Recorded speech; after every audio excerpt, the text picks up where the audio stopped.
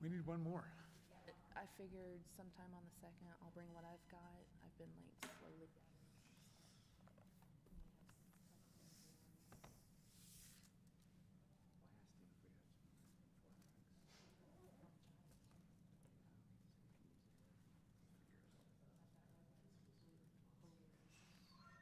We bought some stuff last year that we can reuse. And then I have an arch, and then I got another one that belongs to the city that they have in his thing. So we have 2 arches. I have an arch too that I bought for a float. So we could have three arches. If we need to. And my arch can either be an arch or it can be 2 poles. Hello. It's just. Okay, I'll just tell you this. My niece is getting married. When be there and I'll be there.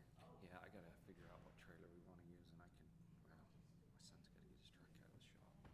And my kiddos do want to be on it. We're also doing the flowers. Always have like a gap to park his wheelchair. Yeah. Because, you know, it's not like it was really planned that well.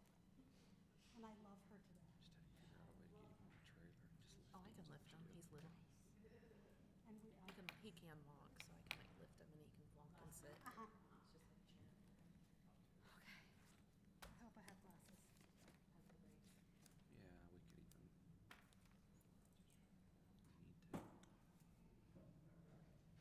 I mean, if he lets go of the brakes and starts wheeling, it's on him. Yeah. So, You do you, man. yeah. I don't. You're good. Oh, okay, thanks. You're an expert on this subject.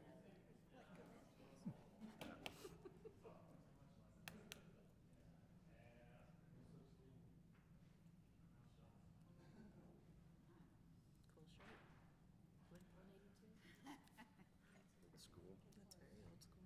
Tells you how. All right, everybody ready? Are these 2 coming? Luigi's not. I haven't heard from our man.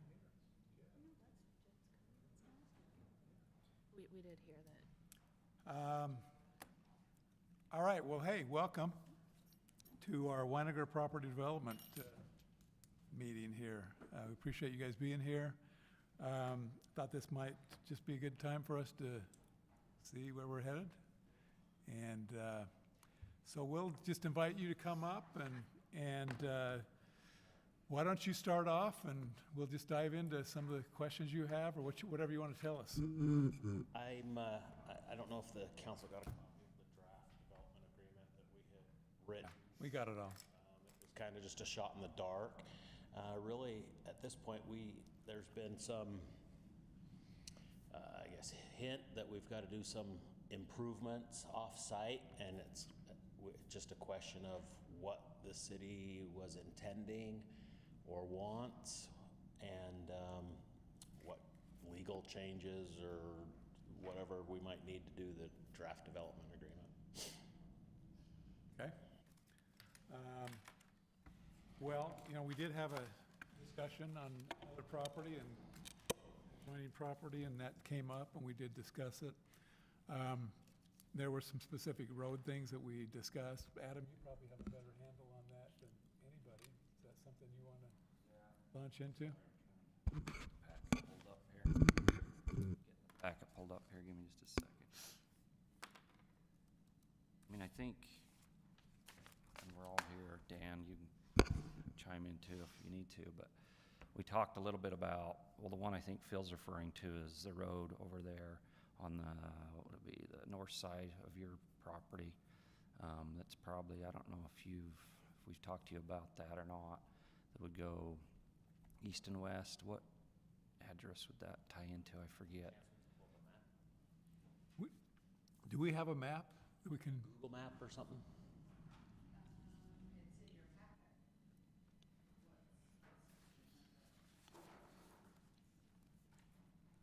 Yeah, but that's,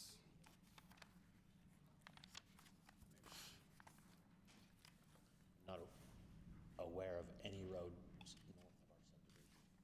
there's not one now. That's, yeah.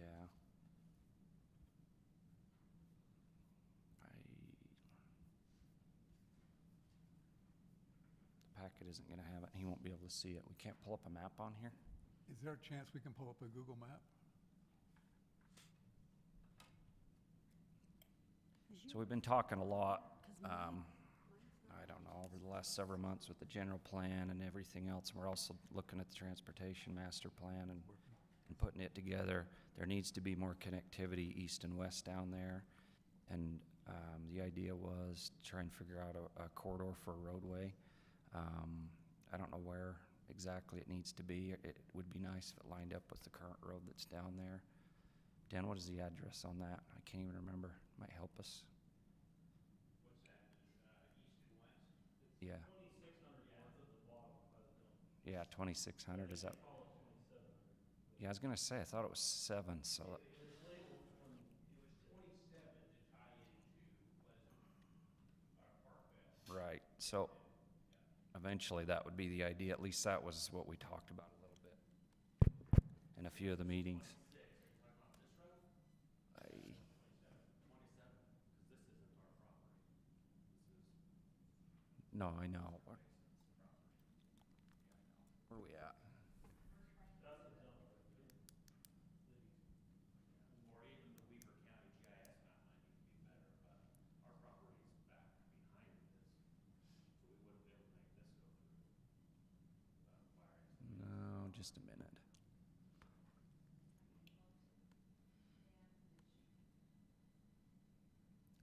Dan, they want to know if she's getting close. Oh, you're. I can't see it from here. Let Dan show 'em. This is Merritt's property here. This is Merritt. Yes. And then this is where the park, where the open space area, you can see the stuff road coming into here. Here we go. And Finally. that's what we wanted to do, to see what we could do to get that road to tie into this, so then we could future bring that out. Yeah. So the city's asking us to purchase the Merritt property and making a condition it so we can put that road through it, or buy property? Well, the thing about that is, it's not just, well, you got the park, we call it the park area, right? And then you have a parcel that the Marriott's there that we'd have to go through. You have to realize that with all these discussions, we also have this gun range looming in the back of everybody's mind and in all these meetings as well. So we're trying to coordinate all of this to put something together that works for the city. And so we're not just throwing things out there. We got to make sure we have connectivity. So yeah, it would be, they would have to figure out their end too when they go to develop or anything. And that was a work meeting as well, right? With the gun range, which Yeah. I don't know what's going on with them. They're not there.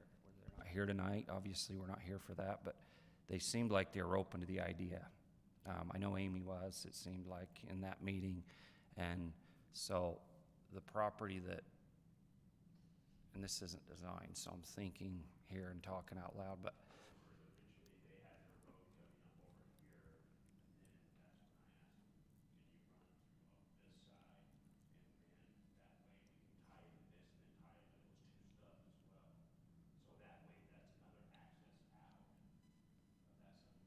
Yeah, I don't know that there's an issue with us designing a road going east-west on our property, yes, but it can't, I mean, for future connectivity.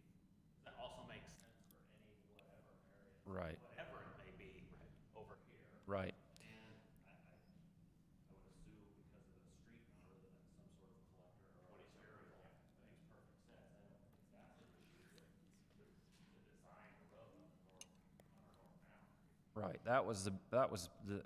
Phil was referring, the mayor was referring to her, excuse me, and then also Dan, we've already talked about on the east end of this project, how we're gonna have to improve some of that to make it tie into the existing subdivision in Town Square there. I don't know how much detail we need to get into with that or not. I know the last time we talked, we didn't want to, but if this is a meeting, no, on the east end of your, 500. Where it ties into the city, rather here. Oh, yeah. yeah, of your project, yeah.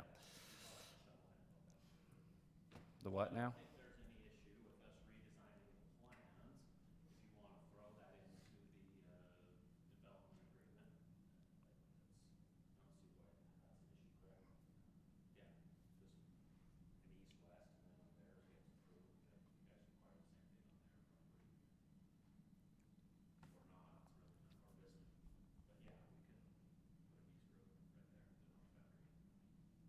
So that was one of the things Yeah. we've been talking about. And, I think he referred to, we're concerned about that, the east end of your project, the road going out, our existing roads.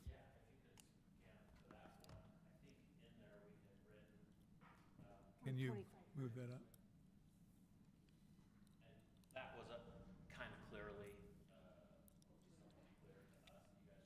He's talking about going up 2,500.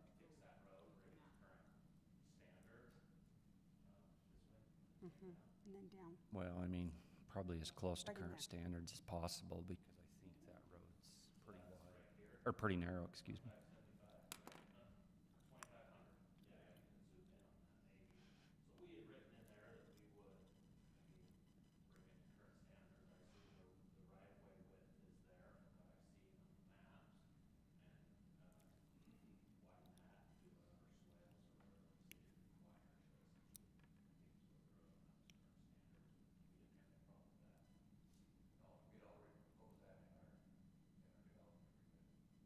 Yeah, and I apologize, I haven't looked at it yet, but.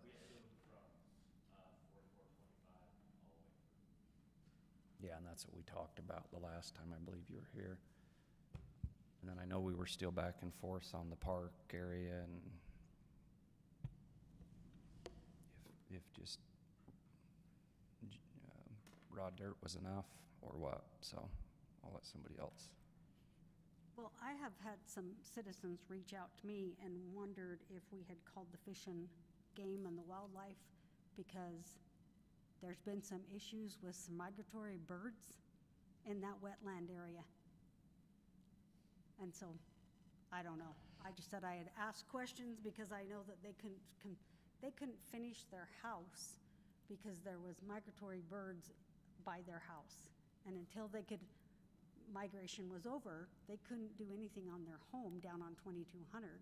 So the question was, has anyone contacted anybody about the wildlife? And I Are you wasn't asking really him or sure whose asking- job that was. Sorry, Dan, I didn't know who to refer them to, so I said I'd ask the question. Yeah. Yeah, it is. Microphone. Oh, microphone. Dan? I'll just answer it for him, as it relates to our property. The Fish and Game, both state and federal, are part of the permitting process for the wetland delineation. Okay. So they will be a Come out. stakeholder and issue the permits or deny or however they do it as we go through the Army Corps. Awesome, thanks. They specifically have to actually sign off. They have it's not just a maybe, they specifically. They have to. It is through the Army Corps.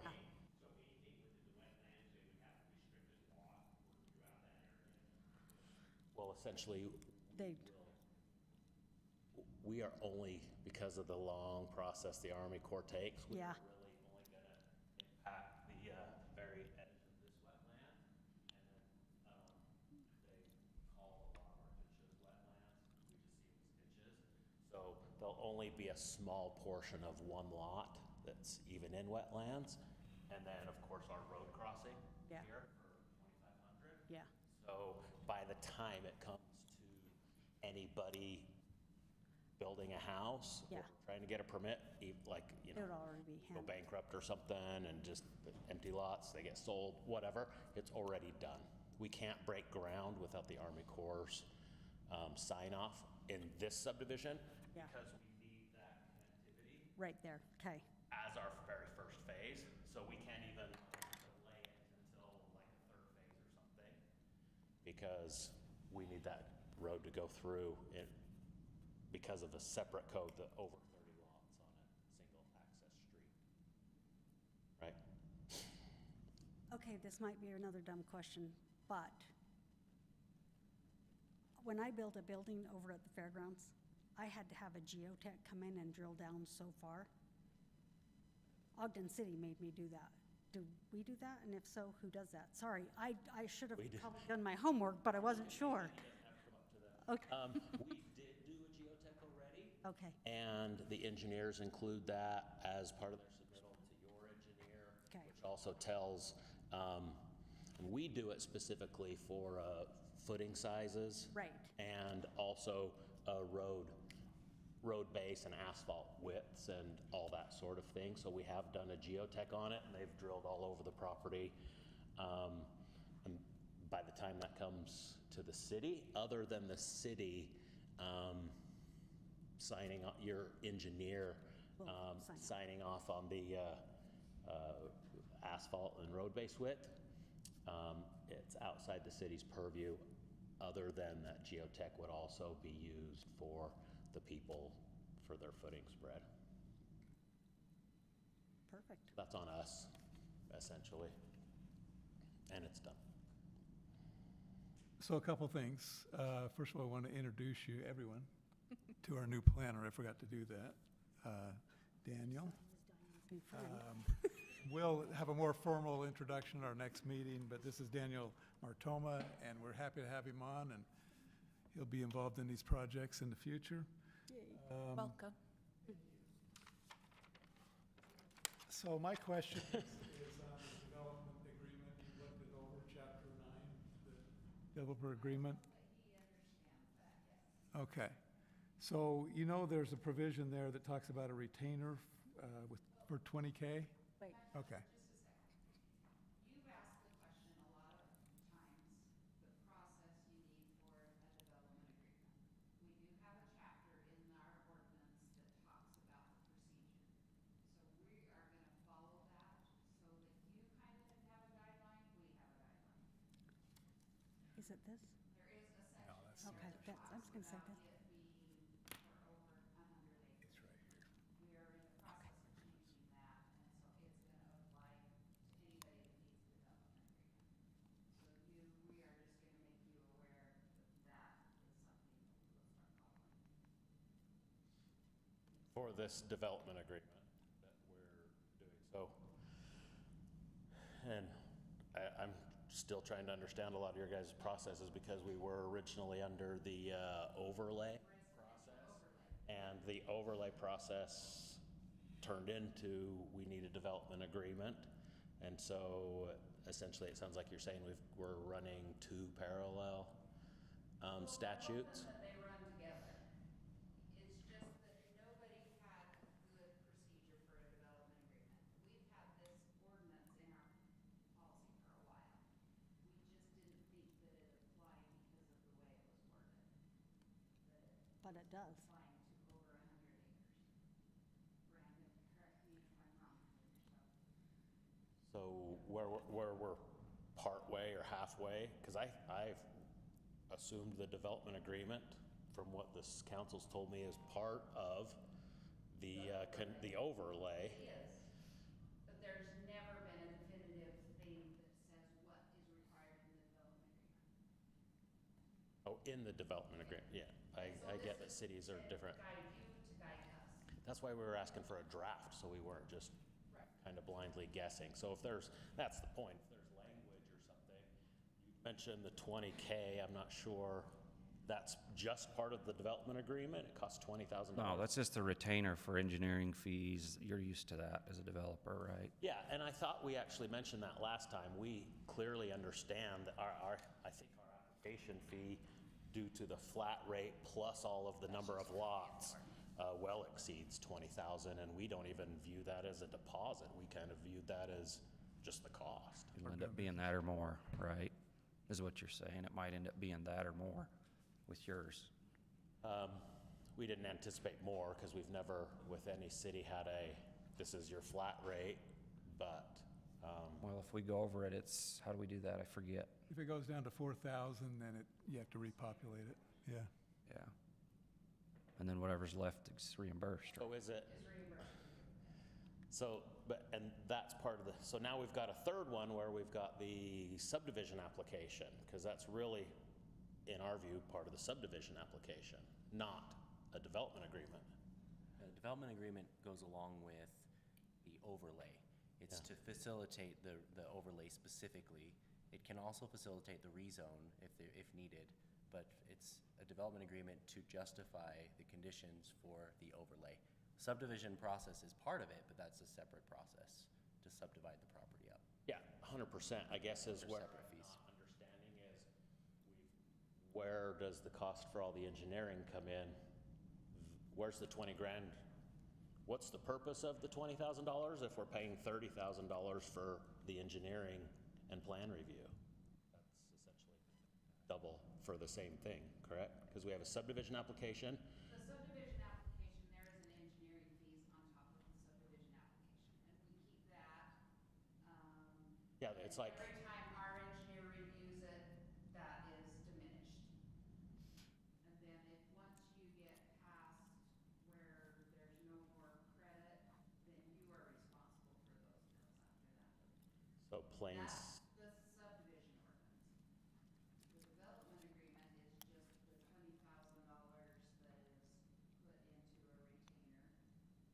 And anything dealing with that development agreement is taken out of that. TRC, I don't know that, what's TRC?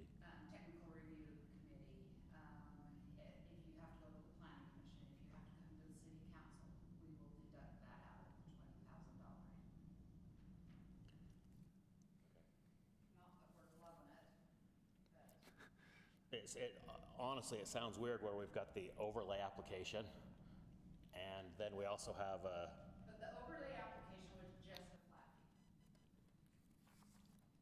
and is what you're saying is it's gonna cost us, and we understand it's gonna cost us. We're assuming that the fees aren't gonna be any different than any other city, and it's not some sort of, it sounds like double or triple fees, but I'm assuming it's not once you guys get it all worked out, right? Are you confused?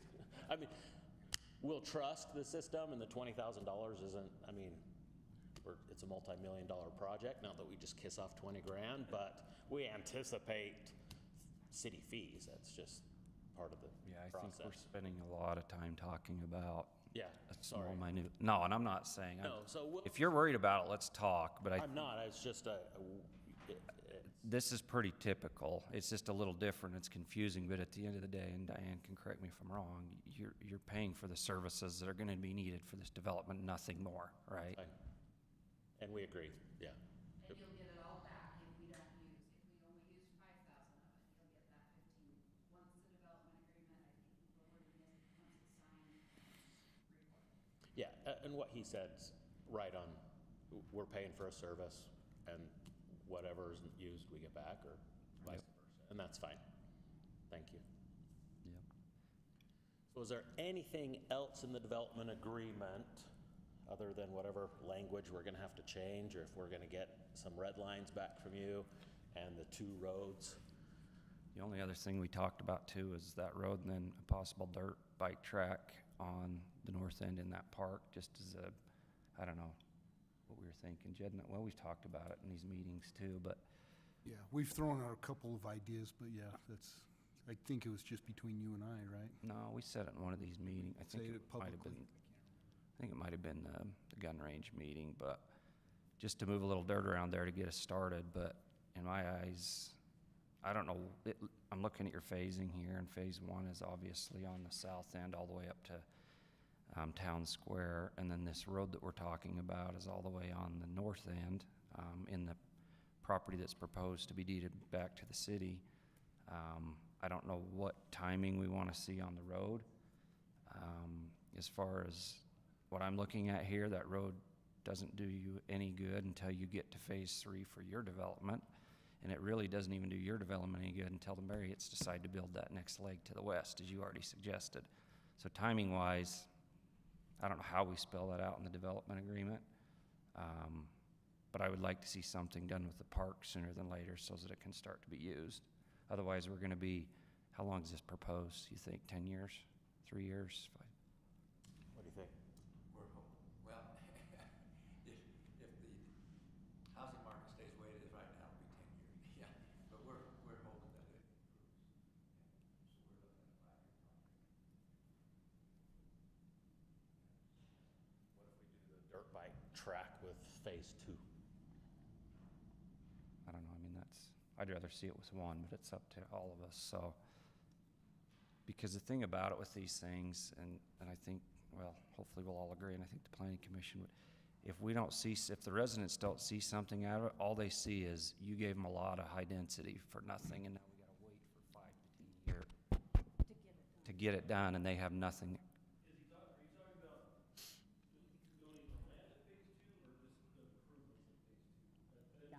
I was under the, I thought we were under the impression, and I haven't read the development agreement, I already said that, but I thought it would be donated right away, no? Yeah, so he just said he hadn't read it. So because of the size of Phase 1 and getting that connectivity up to that road on the east, it's got a lot of lots, and there's actually, we have to run sewer lines through up through the other properties because just the fall of the sewer and everything. So Phase 1 is gonna be quite expensive, and the offsite improvement at the east and everything.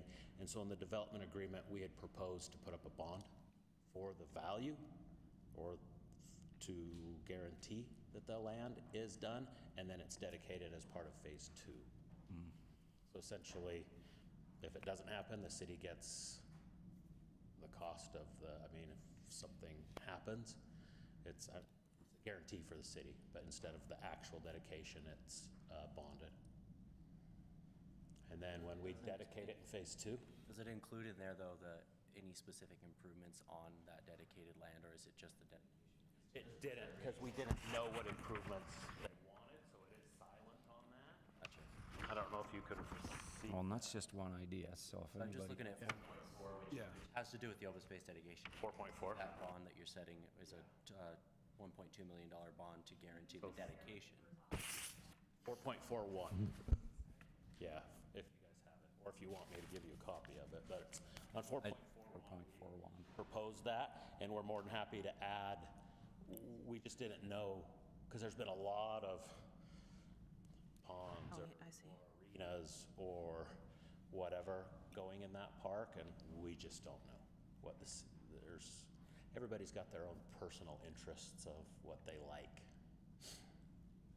I think as far as adjustments to the development agreement, that may be one area to focus on is first, because we're doing this all simultaneously, including a proposed site plan, the proposed subdivision, and the development agreement, you can design the site plan or a proposed site plan to include improvements to the park based on what the city council is asking for in exchange for the overlay. And then whatever we settle on in concept can be translated to language in the agreement. It could be a list of different things. It doesn't necessarily have to say where they are or even specific, specifications of, what type of, if it's a playground, for instance, what type of playground? Benches, what type of benches? Those don't have to be so specific, but at least some kind of list of items of improvements. So that's something you can add in that section 4.4, other than just a dedication of the land. I 100% understand. The question on us is, what is it that Yes, and that's the just discussion. don't know what the city wants in that park.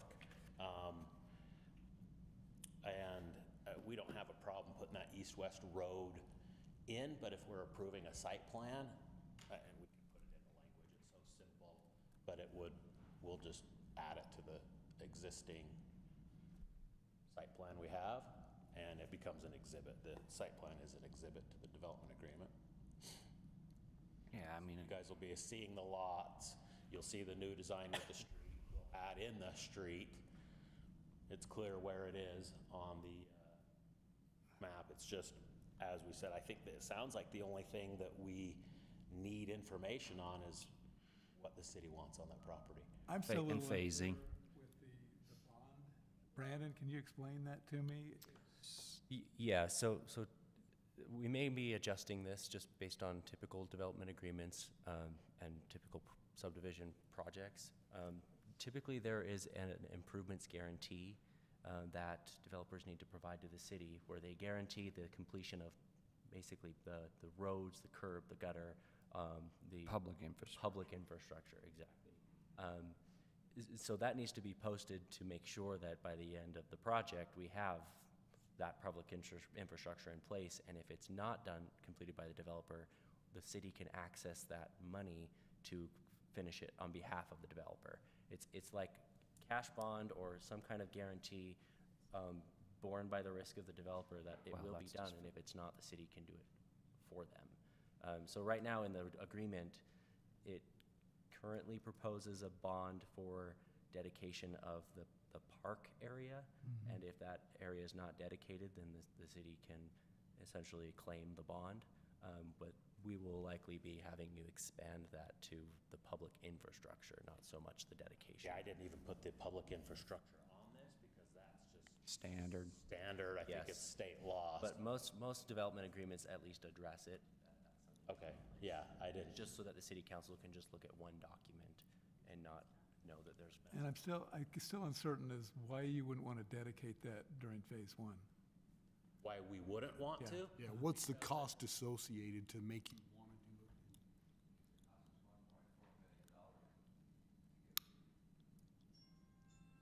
Sorry, We I have to buy didn't. it. We I have hear- to buy it to give it to you. Okay, yeah. Understood. 1.4. And I knew this it was is- higher. You put 1.2 in the guarantee. Pardon me? And you're saying that if it's not dedicated, then that would mean that the purchase Remember has that fallen number. through, or somehow you're not able to dedicate? That would mean the purchase of phase two didn't go through, right? Okay, that makes sense. So, yeah, because we'll be closing, our deal with Weinigers is we're closing them out in phases. And so we'll close our first phase. They'll still own title to the remainder of the acreage, 2, 3 in the park. And because of the, as I said, the extreme expenses associated with phase one, and we've got to bring sewer and secondary secondary water and gas. And there's a lot with phase one. All the cream is always towards the end, right? And so we're just asking that it be dedicated as part of phase two, because we're already. What's that? I was going to ask the same question. Is that where the higher density is? No, the density's spread. Spread out. I was just looking at it. Thing. Yeah. And I want to remind, again, we're not talking, we're talking 20 extra. Yeah, it wasn't very, well, Yeah. I'll agree with you, but people in Plain City will not. I get it. No, that's true. But, yeah, I don't know. It sounds like you're bartering this area for the higher density, but you don't own it yet. We don't own any of it yet. I don't know. Everything's contingent. Which makes sense. It's all Pardon me? contingent, it's all contingent upon them being able to agree to something so they can make their money and get it done. But is there any way you can finish phase one, drop out of this whole thing? We do not have access to that 17.16 acres. Yes, that's where the bond's coming in. That's the point of the bond, is what it does is, I know, Got two but we're options? guaranteed that. The bond? If they were to cease doing business, with that bond issuance, we would be guaranteed that land. Yes, and the bond would have to be a satisfactory bond. We wouldn't Right. just take your word for it, we'd take something. We wouldn't be guaranteed the land, though. We'd be We're not guaranteed the guaranteed the land. money. We'd The be money, guaranteed the yeah, money, the 1.2 bond- million. The bond, So he'd be buying it. He wouldn't be giving us an improvement. We'd be getting money. So we'd be getting money instead of Instead of property. yeah. Correct. Okay. And you'd also want a bond for the road, like you already said. So, How would I you don't- bond? I don't know if the city wants the money or the land. The land. But if the city really wants the land, I think we can work out an agreement where our contract is assignable. So essentially, you get the money and then you have the right to close with Weinigers, the same rights that we have. right. So I'm trying to think. I thought the rules in the ordinance for overlay is we give an overlay for an improvement, not for money. That's right. So under the general regulations of the residential overlays with public amenities, it says that the subdivision will provide an exceptional amenity or amenities that are deemed acceptable by the Planning Commission and City Council. They have to be made available to the public, provide developed open space comprised of at least 33% of the proposed development. It goes on there's several more lines, but the idea is it's not the money, it's the amenity that comes along with the increased density. So, more density for a residential overlay equals in return for exceptional public amenities to be used by the new residents. Mhm. So if that part falls off and there's money in return, I mean, that does essentially kind of knock out what the purpose of a residential overlay with public amenities is for. Yeah, I mean, how many, this is a question for everybody in here that's been around longer than me maybe, but how many of these have we put in to where the amenities are done on the back end? I can think of one right now off the top of my head that still isn't done. And that's the worry, you know, of all of us, but at least in this case, you would have the monies to purchase, and you could do a pass-through agreement or whatever you called it, to where you would have first rights to that land as a city, right? Nothing would force them to sell it to us, though, I don't think. We just have first right of. Right. Interesting. I don't know that it matters what the value of the land is in 5 years, because we're contractually at a set amount. I don't know the code or what the city wants, but let's assume somebody says, hey, I've got, I don't know, 50 acres. Instead of putting a public amenity on our property, can we just give the city $1 million and the city can put that amenity anywhere they want in the city? Is the amenity have to be on that property? I wouldn't, I don't know what the I code's don't saying, think but I so. don't think it does, because we just approved one the other day. Yeah. And I'm not proposing that, I'm just saying that's essentially, But, An option. Didn't say it was a. but I do know, and Gary, I'm reading your mind here as you say things, because I think I was thinking the same thing, so if I say something wrong that you were thinking, please correct your own thoughts. But let's say 5 years from now, you guys decide you're moving out of town, you're done, we have to pull the bond, the Weinigers still own this property, and now they think it's worth, you got it at about 70,000 an acre roughly, I don't know, I just did the math, a little bit more than that maybe with the 1.4, but now they all of a sudden think it's worth 100,000, now we're gonna be short to buy that land, if that is what we wanted, right? Right. I don't know.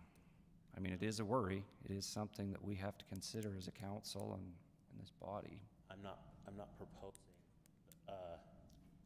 this is more of to assuage your concerns, but I wasn't proposing a first right of refusal. I was proposing, you guys have the right to perform on the contract, which is essentially, it is exactly purchasing it for exactly what we're purchasing it for. Yeah. Which is exactly what the bond amount would be. So there's no increase in price. Weinigers can't come back to us in years and say, oh, we've changed our mind. It's now worth more for whatever reason. So I wasn't suggesting first right of refusal, because that would increase your potential purchase price. Yeah, I see. Okay. I've never heard of that before. I mean, with contracts, you might be able to include a provision. It's difficult when there's an third outside party. party, right? Right. You have to bring them in as a party to the city's contract to be able to really guarantee enforcement against that party. 'Cause our agreement's not with the Weinigers, it's with you guys. Right, so if there's a $1.2 million bond to be able to purchase the property between the city and you guys, and then you have a separate agreement with the Weinigers to purchase it for $1.2 million, if you as the middle person falls out, the city has no privity of contract with the Weinigers, so it's difficult to enforce that agreed upon price without bringing them in as a third-party contractor to the development agreement. That's where the risk, that's really the only way I can think of alleviating that risk of if you drop out, who's gonna? No, yeah, does the city have a problem with the landowner? That's really what they will be at the time this is signed, still, right? With the landowner being a party to the development agreement? Because if one of us died or whatever and fell through tomorrow, I guarantee you Weinigers still want the soils reports and the wetland engineering and all the engineering we've done and the rezone, and I'm positive that they would be more than be happy to actually probably be the primary beneficiary of the development agreement. which then alleviates that concern. Make them a third party or primary, and we're a third party, because of course we want the benefit of all the tens of thousands of dollars we've already put in. I think that would be an enforceable contract. You could even have a separate contract outside of the development agreement where the landowner approaches the city and we just have a specific agreement with the landowner saying, you are signing with the city that you're gaining something by us approving a development agreement that's unrelated. And if that agreement falls through, the landowner still agrees to sell to the city, assuming certain conditions happen where that falls through, they will agree to sell to the city for $1,200, and it can be a binding. 1,200, yes, I mean, 1.2 million. He said it, you didn't. Yeah, and so I think what we would have to look at is, I mean, we're coming up with an agreement I've never done before. Right. And we would have to look at what if they fall through, then how do we enforce it against them? What are our remedies if they say, you know what, we're just not going to sell, we're gonna breach our own contract? Specific performance might be available, it might not. I mean, I'd have to look into laws that have to do with forced sales of property to a city. He's saying we can dedicate, it'll go ahead. We'll put up the money. We gotta buy the park. Microphone, microphone. Oh, I'm just saying, let's keep the ball, okay? We'll just finance it, and we'll put up the 1.4 million to buy the property and give it to the Weinigers along with phase one. I think that alleviates. does alleviate the Everything. concerns that would come up, yeah, especially where this is the overlay's purpose is to create open space to the city, if it's done up front. Yeah, so 4.1, whatever that was, we'll just amend or eliminate and we'll change the language. And I'm more than happy to have you change any language you want on this. This was really our development agreement from West Point City, the last subdivision we did just a few months ago. So, yeah, we'll amend that. So, we're talking adding the road to the north side? Well, I'm It not sounds like, finished. is there more? I just want to make sure. So if it, Eliminating that? so the idea now is you're gonna purchase the property, dedicate to the city with phase one, whenever that process happens with the subdivision approval. When are we building the road? When are we gonna put in something at the park? What do we want in the park? I still stand that we need something. Yes. And I know, I'm gonna bring it up again, the dirt bike track, we've talked about getting kids off the roads, there's a lot of them out there, we've seen it on Facebook, that they're on the road, let's try to get them off the road. This ain't gonna cure that problem 100%, but it might help, right? So, to me, we gotta at least do something there in phase one, and if we want a little bit more, I don't know if we do or we don't, you phase in whatever else we need, parking lot or whatever, I don't know, but that's where I'm at. The road, I don't know. I don't know where we need to stand with that, but Which road? The one the one on the connecting north. 425 to 5100? Well, it wouldn't go to 51 because of Marriott's property, or what'd you say? So 4425, and then they're gonna turn down 2500 to go to this subdivision. That 2500 does now not connect to 5100. So that road would connect with the phase one as the plan suggests. I'm talking the road on the north that we just brought to his attention tonight. Okay. If that's bonded for, I don't know if it matters if it's built. Build. It kind of depends on the development around you with everybody else, mainly the Marriotts, whether or not it needs to be built with yours or, because it's not going to do you guys any good. You're landlocked. It can be a racetrack for some cars, which we don't want, so maybe you wait till after. I don't know. You're talking about us just improving the road along our frontage. Well, I don't know. How are we going to force you to do it across the Marriotts? I'd love for you to do that, but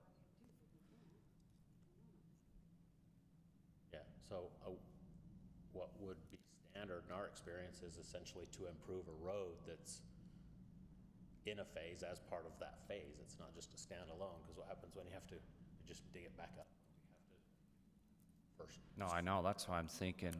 So it would make sense that that road is constructed during the phase that it's in. Right, which would be phase 3, and/or what we're gonna do with the park, because you're gonna be doing a little bit of work there if it has to be done. in phase However, if Marriott's, because, yeah, if Marriott's are,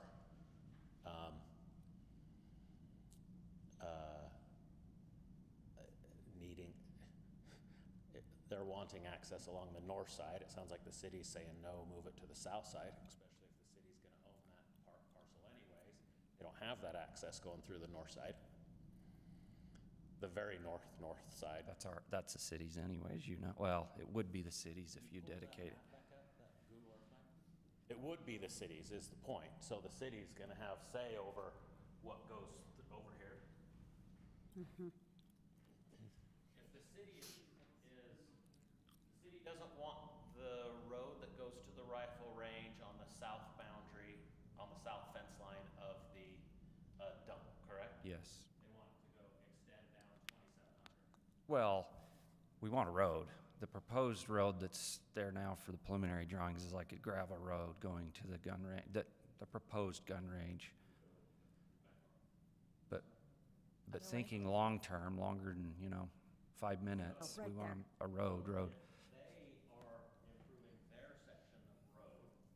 If the city requires them to, their gun range is gonna happen before our third phase, right? Even if we could go fast, that's gonna happen. So you guys can require them to improve that. Which is what we talked about. We talked about that. And,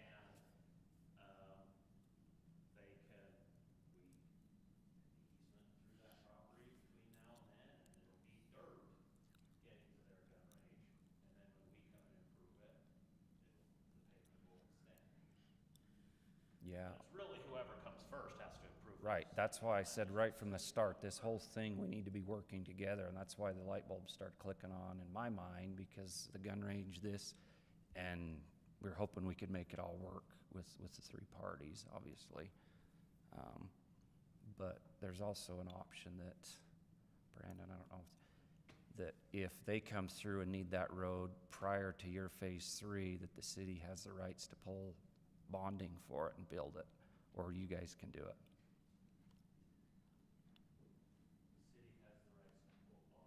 Bonding monies, or you guys can do it on your own and build the road. So if it's prior to phase 3. Well, But it's gonna happen as part of phase 3. It's just, that's the way it is. We get that. It's a improvement that has to happen before that phase Goes in. right? I'm talking about getting it done sooner so that the Marriotts have the access where you want it. So I'm essentially saying, why don't you have Marriotts do their section? We do our section. If ours happens first, then I guess it doesn't matter, because if ours happens first, Marriott's gun range wouldn't be there. Theirs will probably happen first. They do their section, and then we do ours. And in order for them to be, I guess, incentivized to have that road, so it's not just a dead-end road that goes nowhere, it's a dirt road from this point to this point until our phase goes in. yeah, I get that, but I'm thinking, how could we just get the road built if we need the road sooner? But because Marriott's gonna do what they need to do, I would assume, to get what they need there. In fact, that's what they said the other day, but that was just in a meeting, but. I don't think that we would object to Marriott's doing that, and why we would object to that, I guess there's can be some sort of capital improvement agreement that Well, you at guys that have point, with them. who's paying to put the infrastructure in? Because you're paying for it up front, from what you just said, right? So that property's now the city's, yeah? Yeah, we're dedicating this property. Right, which the roadway underneath, right. So really, the only thing we're talking about is the actual infrastructure installation. When is that gonna happen compared to Marriott's versus your guys' phasing, right? Does everybody follow along what I'm saying, or am I, Yeah. But to have them drive on a dirt road, I don't know. It's all timing. It looks like the But what were road you line- proposing? You're still saying phase 3? So they'd be on like a gravel road to get to the, if there is a gun range? Well, Marriott's, Would be, you can require whatever you want across your own property, but, and you can require us to put in pavement as part of our phase 3. But between now and then, I would assume that you would require them to pave from here to here, and then Right. probably put gravel across city property, at which time, it's really gonna probably, is it gonna be dedicated right away? Well, it's city property, we can do whatever after that, right? It will That, be. that green portion is R&K Properties, it's privately owned. Yeah, It would it's, need to be acquired. it's That's Marriott's. Is It's that Marriott's, Marriott's? yeah. yeah. They're Western Basin and R&K. And verbally, they like the idea of the road. So unless that changed or it changes in the future, that road only opens up their property. So I mean, it makes sense for them. The question is I don't think we do this to where we push the cost back on them. Push the cost back on them for our phase? No, the Marriott's to put the road in. I just think putting it across the gravel road seems, It benefits the city,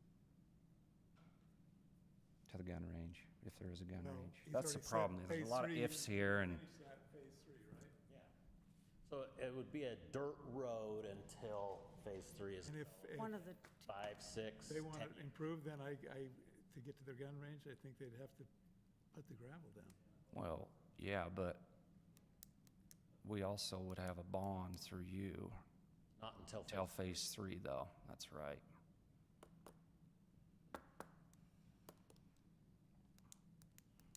What you're, I think, need to do is whatever you, I'm assuming pavement here, because it's gonna eventually be a road going all the way through, require Marriott's to improve on their own property.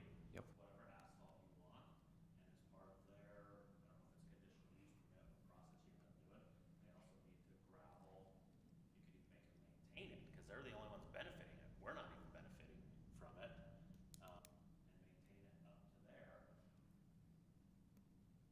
until it's. That was part of my question, is if it's, because there is a difference between city property and right-of-way. It's just the dedication and that, But that would be your own dedication. right, that's semantics at that point, right? But I don't know, I'm trying to wrap my head around the fact that, yeah. So far, we're trying to figure out how this works with this proposed gun range and whatever Marriott's want to do. And it could be they don't ask for anything, but then it'd be put in phase 3. I'm just trying to think to where we would never get the road in and/or we don't want to push anything back on them, because so far they haven't made any concessions, but you guys have, right? We've already all agreed that we'd give you the higher density if we Yeah. come up with the development agreement to add some amenities and things that we talked about. What is their access to the gun range? I don't even know. Honestly, right now, the proposal, and this was in a public meeting, is, like you said, it's on the north side of the proposed, it's, But this is all Weiniger property. it, Strip right here is Weiniger property, and this was there. And they asked Weinigers for an easement, I know. but that hasn't been executed. That's why I said it was all in a public meeting. If you looked at it, their proposed road was actually on the Weinigers' property, if I'm not mistaken. because they don't own anything off 5100. They had mentioned quite some time ago that they do have some sort of wraparound. Are you guys, I don't know No, if that's what they. I don't know. Maybe somebody, I never heard of it. I was at a We're training. familiar with it. We're familiar with it. We've discussed the wraparound little property. So was that way before, or when was that? I thought you were here. No, I don't.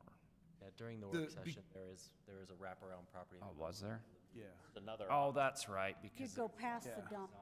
Yeah, and that's the concern, is that they want to rezone the whole thing instead I'm of- back, I'm back. So there is another option. I do remember that. You guys, I'm just throwing it out, I don't know what the city wants, is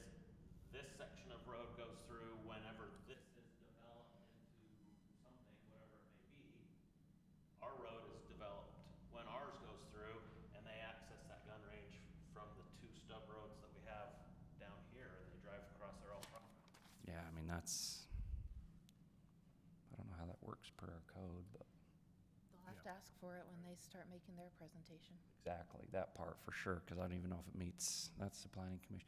Well, it's not more a ask for it, it's you guys say, no, we want the access through here because you're landlocked.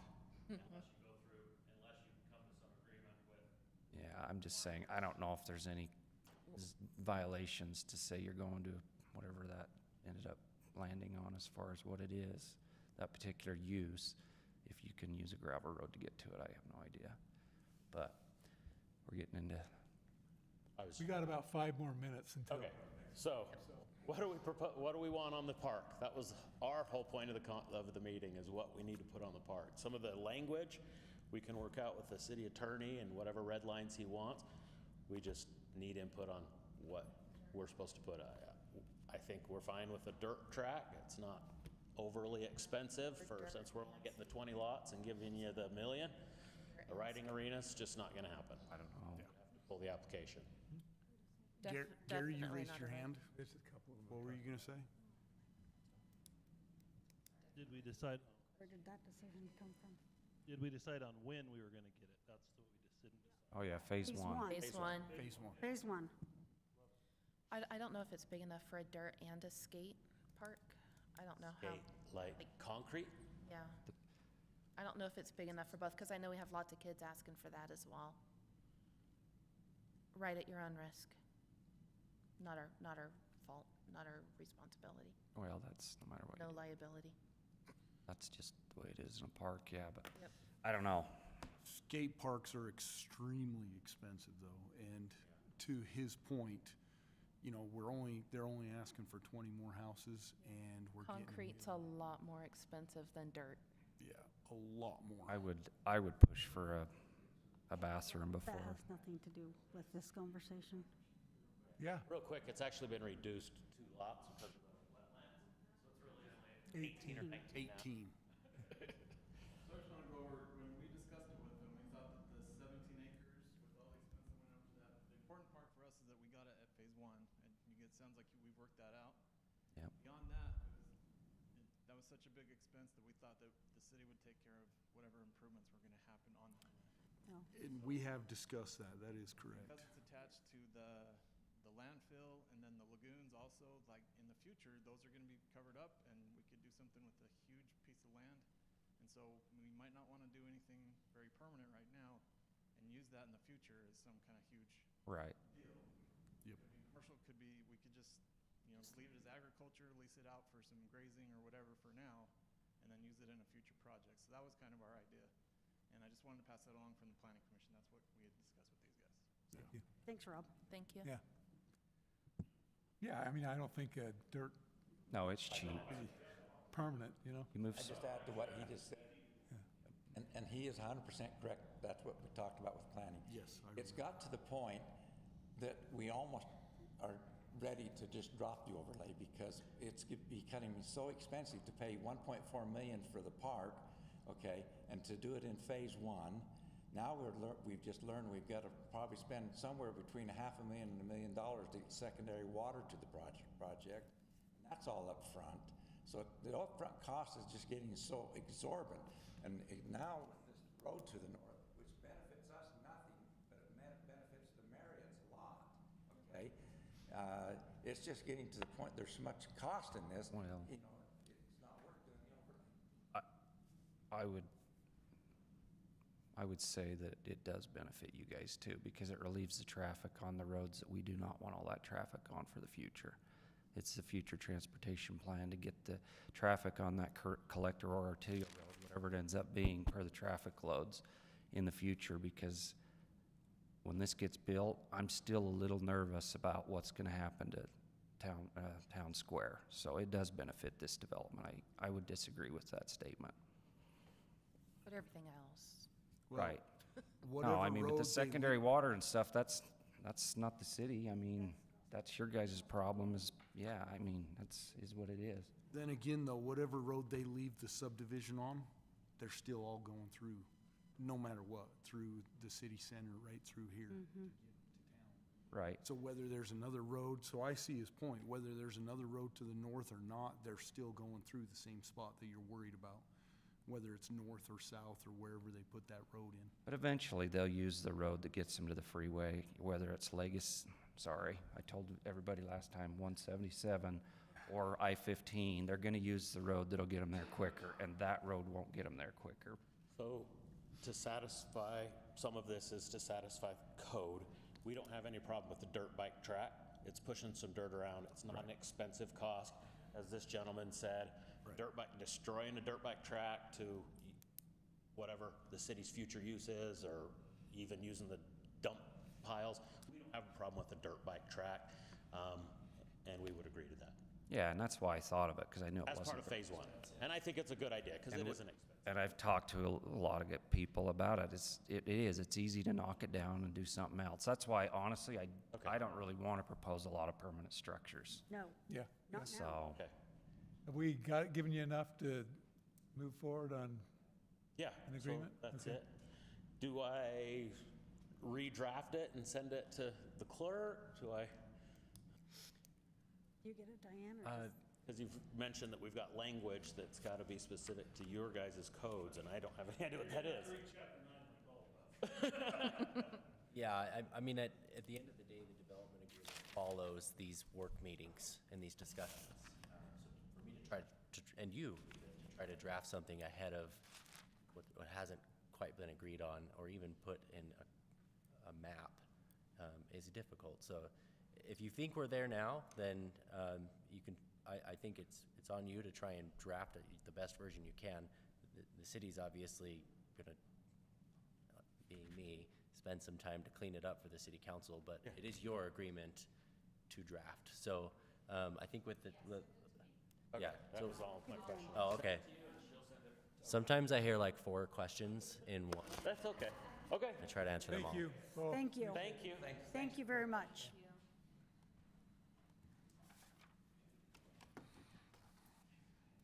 I swear I only missed one meeting. it's just been Yes. discussed. I am like going, okay. Well, we Other had than I'm- discussion. There's not a whole lot of permanent fixtures. All right, well, we're gonna need to move into our next meeting here, so I'd like to welcome you to our city council meeting on Thursday, the 18th of June, 2026. To get started, we will have a pledge of allegiance from council member I'll do it. Bill, okay? And then we'll have a prayer, a moment of reverence, or a moment of silence from Councilman Jenkins. Please stand. I pledge allegiance to the flag of the United States of America and to the republic for which it stands, one nation, under God, indivisible, with liberty and justice for all.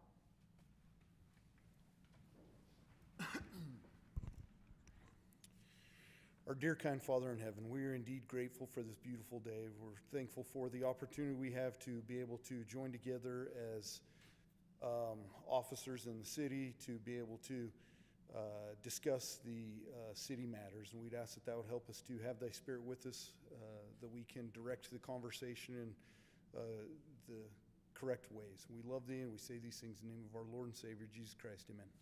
Amen, thank you. All right, first matter of business is approval of minutes, and this is for both May 21st, 2026, and June 4th, 2026. Without Councilmember Panunzio here, can you guys still do without the full quorum?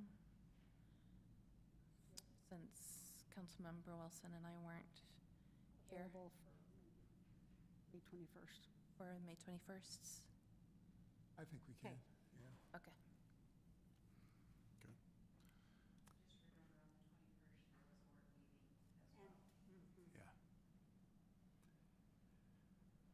Okay, well I then, looked them through, I didn't see anything. yeah, major. me either. So I'll make a motion to approve city council meeting minutes for the what was it? May 21st. May 21st. May 21st, 2026, and June then 4th. June 4th, 2026. second. All in favor? Aye. Okay, thank you very much. Next on the agenda here, well, first of all, I want to take a moment again to reintroduce those of you, maybe the newest, Daniel Martoma. He's our new city planner. We're thrilled to have him on board. He's got a lot of work, but we've been anticipating a day to have a planner for some time now. So if you wouldn't mind just taking a few minutes, maybe you can do it right there, because, yeah, and just tell everybody a little bit about yourself and Yeah, sure. yeah, let's put you on Sure. camera. Is this his first test or what? You guys? Right. So, Daniel Martoma. Actually, I'm born and raised in Florida. Up until just a few years ago, my family and I lived on the central part of the East Coast, just northeast of Orlando. That's where I was born and raised. I grew up watching Rockets launch and the shuttle launch. I'm old enough to remember the Columbia disaster from the 80s, but had the opportunity to come out west with my family. We've lived over the last almost 5 years, lived in 3 different states now, Idaho, Nevada, and now here in Utah. And most recently I had the opportunity to work for the city of Reno as a planner over there.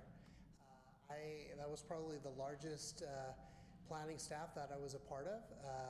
I trying to count how many planners there were, but you know, this is an interesting experience for me to be a team of one, as far as one planner here on staff. But I'm excited to be here. I've told the mayor that we've actually found a place locally, so I can be more available for the city's needs. So just really excited to be here and excited to work with you on that. Welcome. My dad was in the Air Force, so I grew up in Eglin Air Force Base in Florida, so for old. All right. Yeah, oh, that's a beautiful area. Sugar Sand Beach is over there. Yes. You miss the hurricanes at all? You know, if you're prepared, you don't have to worry about it, right? But I've learned that Utahns don't pronounce it as hurricane, they pronounce it as hurricane. Yeah, they're wrong. They're wrong. Anyway, but glad to be here, and thank you for the welcome. Appreciate it. Nice Thank to meet you. you. Great to have you. We're not looking to be like Reno, though. Okay. Well, I don't know. No. Play some cards. Just kidding. Yeah, that's It's like true. going, yeah, wait a minute. That's true. Okay, we'll now have our comments from the public. Anybody that would like to come up and address the council and other members, please do. Can we go ahead and can we make public comments online? We're getting a severe echo there. Let me see what I can do. Oh, okay. Probably on her phone and computer. You gotta mute one of your. You want to get off of your cell phone or computer, just one device? Might work better. Oh, she's, There we go. It There looked we like it go. had 2 different things. Can you hear me now?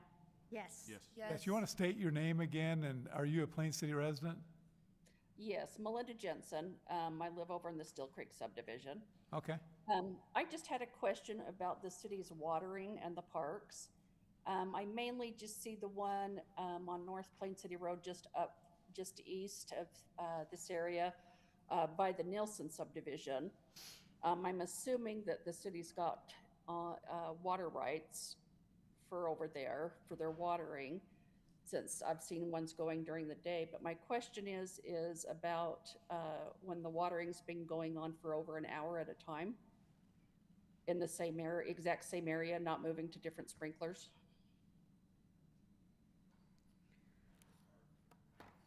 It's on North Plain City Road, she said.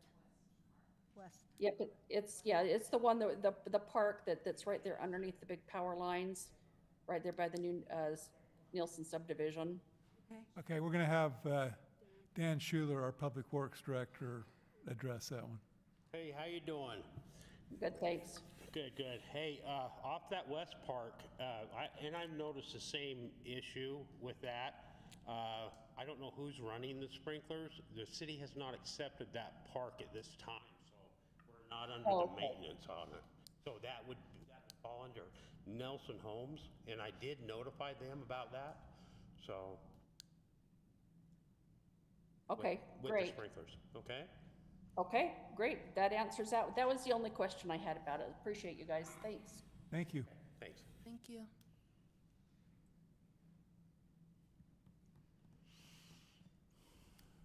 Any other comments?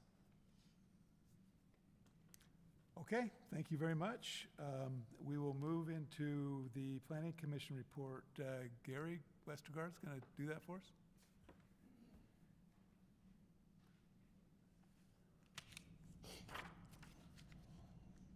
I'll make this take as long as the meeting we were at, because we stayed a long time. No, no. The agenda wasn't long, but the conversation was. So we set 2 public hearings, one for amending Chapter 9 Development Agreement Ordinance, so that's set for July 9th. And we set a public hearing for suspending overlays and rezones until the completion of the general plan. Both of those will be on July 9th. And then we had a discussion motion for DADU units, the detached accessory dwelling units, and we had conversation about it, but ultimately it was tabled. We wanted to get Trent Meyerhofer's input into some of the offsets and things like that. Since then, it has been emailed to us, so I think we'll have that on the next, not this next one, but the one after, we'll have it on our agenda to start working on that, or keep working on that. So that was tabled. Next discussion was an existing plan for Wasatch Peaks Credit Union. They want to upsize their sign, and there were a lot of concerns because they don't meet the sign ordinances at this point, and they were having some technical difficulties for communication with the Zoom, so that was also tabled so that we can get their comments for their desires there and have some back and forth. We had the developer come in for the final for Sage Creek Phase 1, which was 30 lots. That was a long conversation. Ultimately, that was also tabled in order for him to kind of get some things put together. What we determined was that there was no official will serve letter from Pineview or Bonavista. Bonavista requires secondary up and running, and Pineview requires the system to run and operate before they'll accept it. So they're kind of hand in hand. They're not going to accept, neither one of them are going to accept it until they're both working. And he says that he's about a month out from getting the secondary pond done and the pump house and everything like that. Our concern was we didn't want to have the lots be recorded so that they could start selling them before we had the water for the homes that were going to go in. There's another concern about Fire chief wanted culverts installed in front of the hydrants because of the swell that they came back and put in. There's a ditch that goes on the side of the road, which he's okay with. He'll just have to put culverts in there and level them out. So like I said, that was all tabled for another vote for him to get the rest of the things met, requirements met. And then we talked to Amy Ross Kelly. She came in for discussion on a property for a cluster subdivision, asking for 25 lots to rezone, smaller lots for under 7,500 square feet. We all kind of disagreed that we don't even have an ordinance for that now in our city, so that's something that would have to be discussed.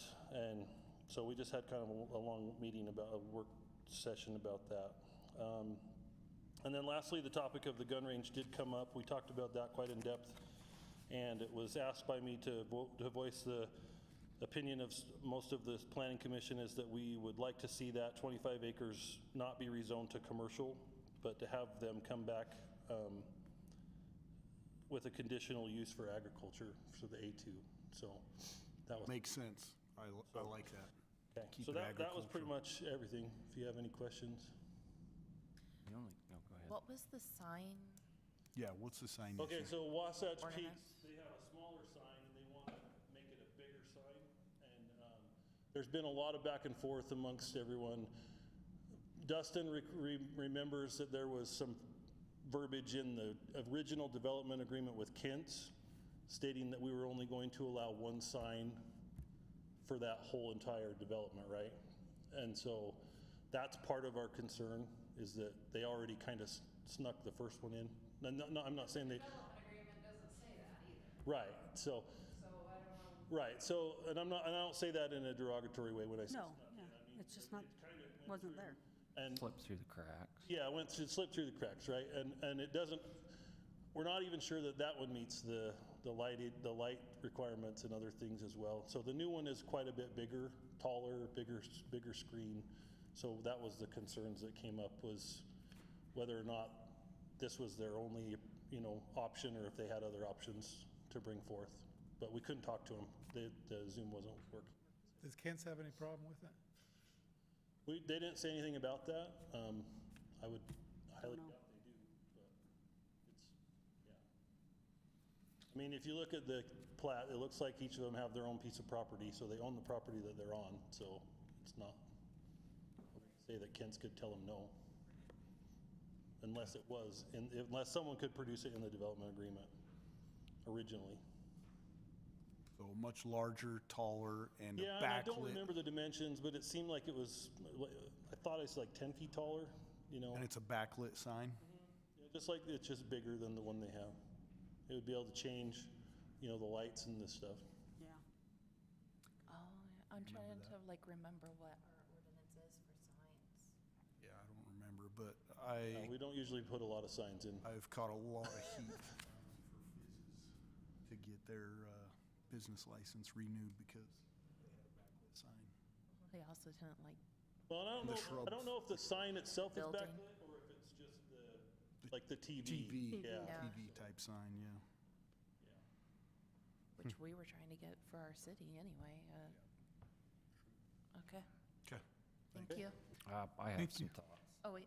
The only, I don't know if you want to check, we talked a lot about that gun range in the meeting, and that sounds like you talked about it again.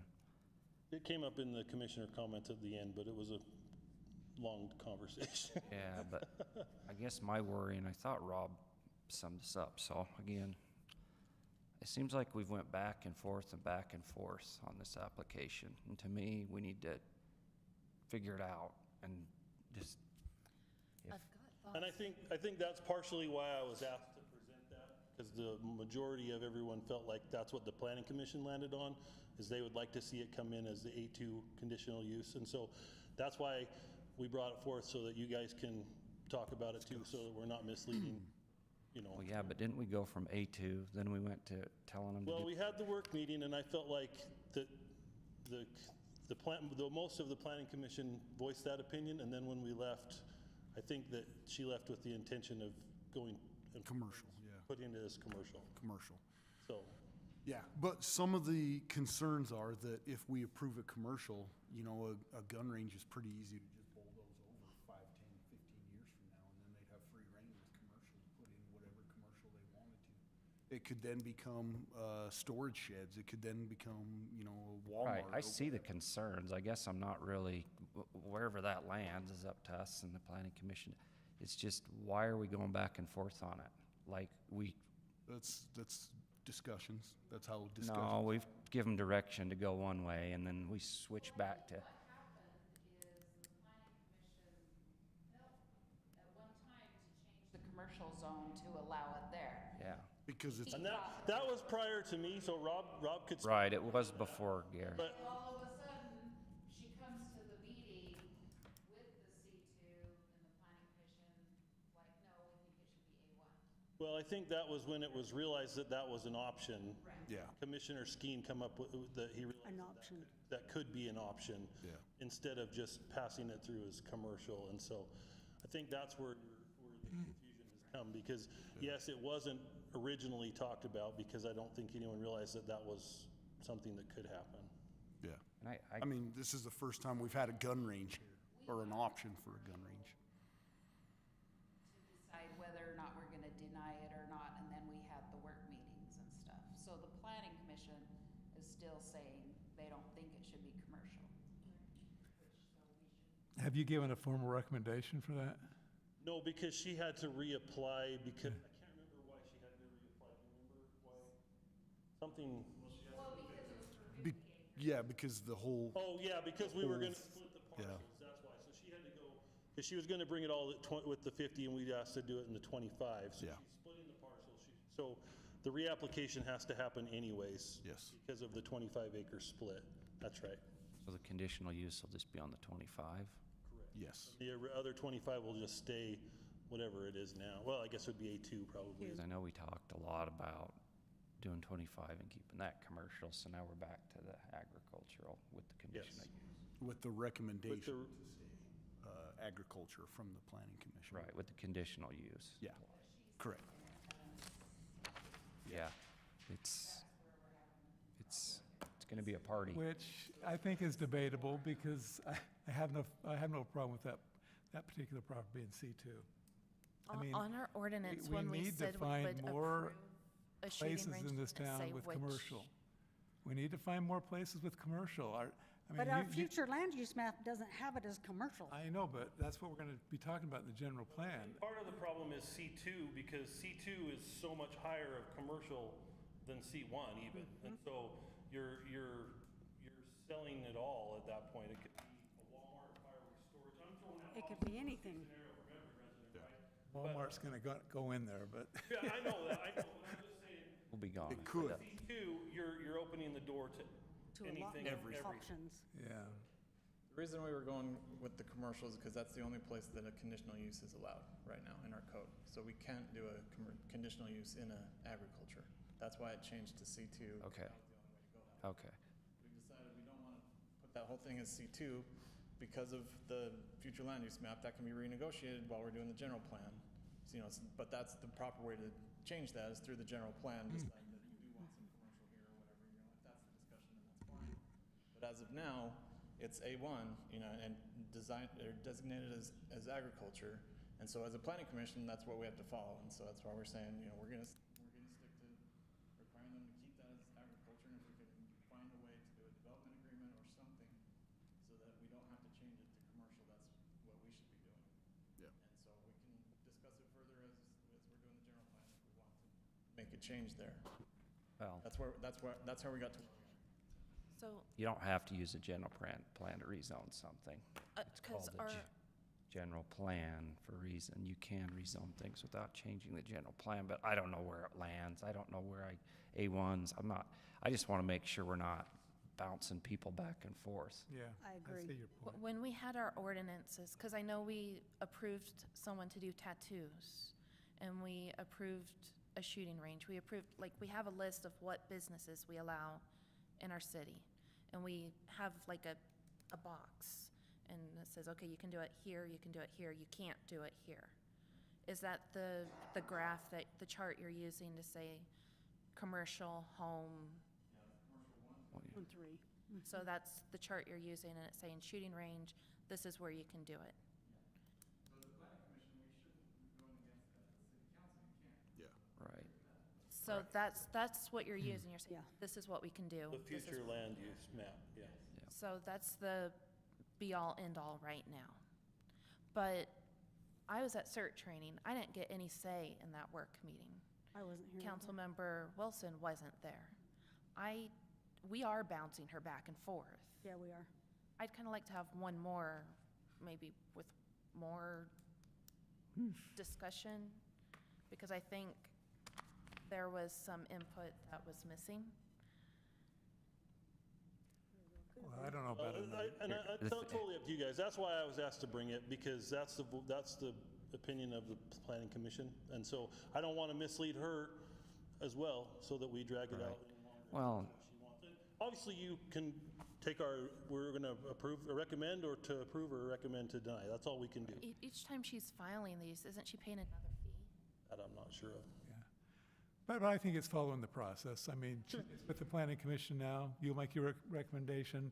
We'll discuss it further with her, then we'll make a decision. So, well, and as far as missing meetings and stuff, I mean, we do our best effort to try not, if there's something important, I've said it, we've all said it at one point, we better wait, right? But we can't wait forever. That's not fair either. So we gotta be careful there too. Well, and then if you remember in the work meeting, like, they have not brought forth a lot of other extra information for us either. And so we're going both ways as far as Yeah. what we're asking for and what we're Getting delaying on as given. well. So I feel like, you know, like Jed said, we've never built a gun range before, so. Is that just rifles and short range? That's the questions I have, because Weber County has a number of shooting ranges already, and I just thought if they're wanting to do something for veterans, has anybody asked the county if we could, partner with them on this? Seems how it's already built. Are Marriott's planning on building the gun range, or are they just giving the? It sounded to me like they mean- were getting the funding to have, once they gave the land, then they would have the funding to build it. The group would, The group would have the funding. The nonprofit. the nonprofit, yeah. See, that's the other thing. I don't want to change it to a C2 if there's no guarantee that it's actually going to happen. Well, it would wouldn't it be contingent upon that? No, it wouldn't, because you're changing the zone. Yeah, Not 'cause if you're you'd be- rezoning. That was the, It's rezoning, so that's, C2 forever. I got some issues going, I'm not gonna rezone it if it's gonna go to a nonprofit. Is the nonprofit actually going to do something with it? I would hate to think that they would bail, but you never know. And then it's already rezoned, so like you said, it could be used for other things. And that's not No the intent questions that they asked. came to us with, so. Well, sounds to me like we're talking a lot about that, and maybe Rachel's right. I mean, we just turned this meeting into that meeting. yeah, so. sorry, I No, just- I'm not. I'm just saying we gotta be careful, because it wasn't on the agenda that way, and if we're gonna spend, Correct. That's kind of why we wanted to, that's kind of why we don't know. wanted to voice it. Yeah. Well, does she know about the conditional use for A2? yeah, Yeah. Oh, she does. yeah. Okay. That was discussed in their In the meeting work meeting. and Their the other meeting. meeting. Both meetings. Both are- meetings, I yeah, didn't listen to correct. them. Okay, But that would require an amendment to our ordinance. right. That was another seemingly sticking point for them as well, is waiting for that to come. But that's just something that would need to be added to the conditional use of. Yes. Okay, thank you. Okay. Thank very you. much. Appreciate Thanks. it. Okay. All right. We are to a public hearing for final adjustments to the 2025-2026 city budget. So I'm going to have a motion to enter into a public hearing. So moved. Second. We're now in a public, all in favor? Aye. Aye. We're all in a public meeting or hearing right now, so, yeah, Diane, would you like to make a comment? public, feel free to come up. Any questions? Do we Okay. have this posted so that the public can look at it? Okay. So if there's no comments, I entertain a motion to leave. So moved. Second. All in favor? Aye. Aye. Now we're going to move into a public hearing for consideration of municipal officer schedule. So moved. Second. All in favor? Aye. Aye.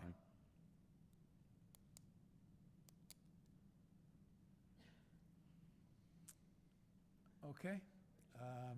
Entertain a motion to leave the public hearing? So moved. Second. All in favor? Aye. Aye. We'll now move into public hearing for final acceptance to the 2026-27 city budget. So moved.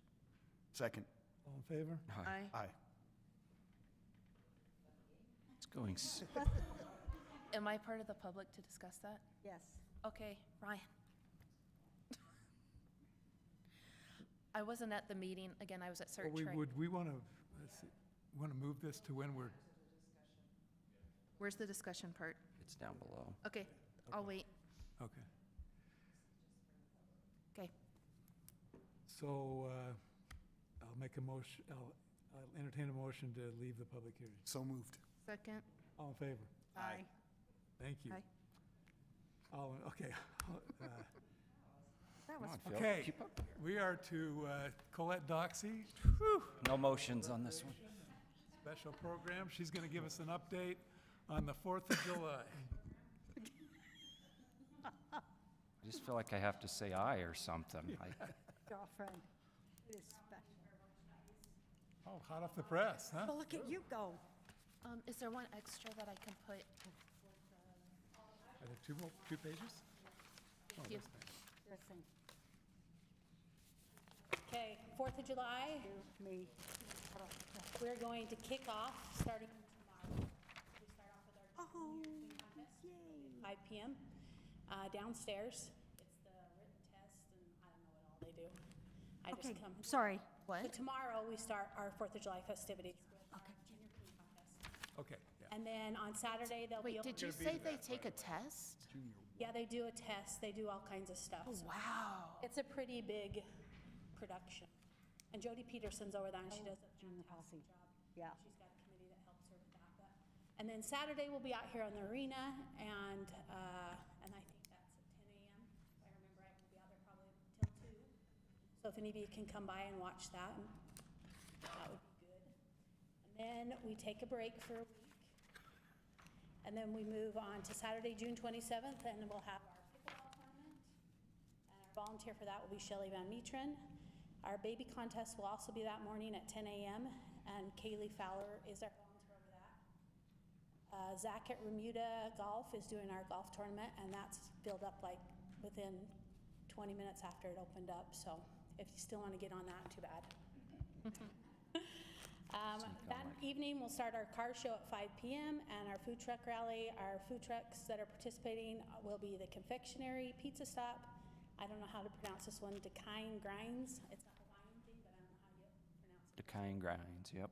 We got Paco's Tacos, Mama's Toasted Cheeser, Devil's Pit, and Selman Brothers Lemonade. We had a couple more, but they bailed on us, so they might be on the newspaper, but they're not coming, so. And then we'll move over here to Leotzen Park for our movie in the park, and that will be Spirit Stallion of the Cimarron.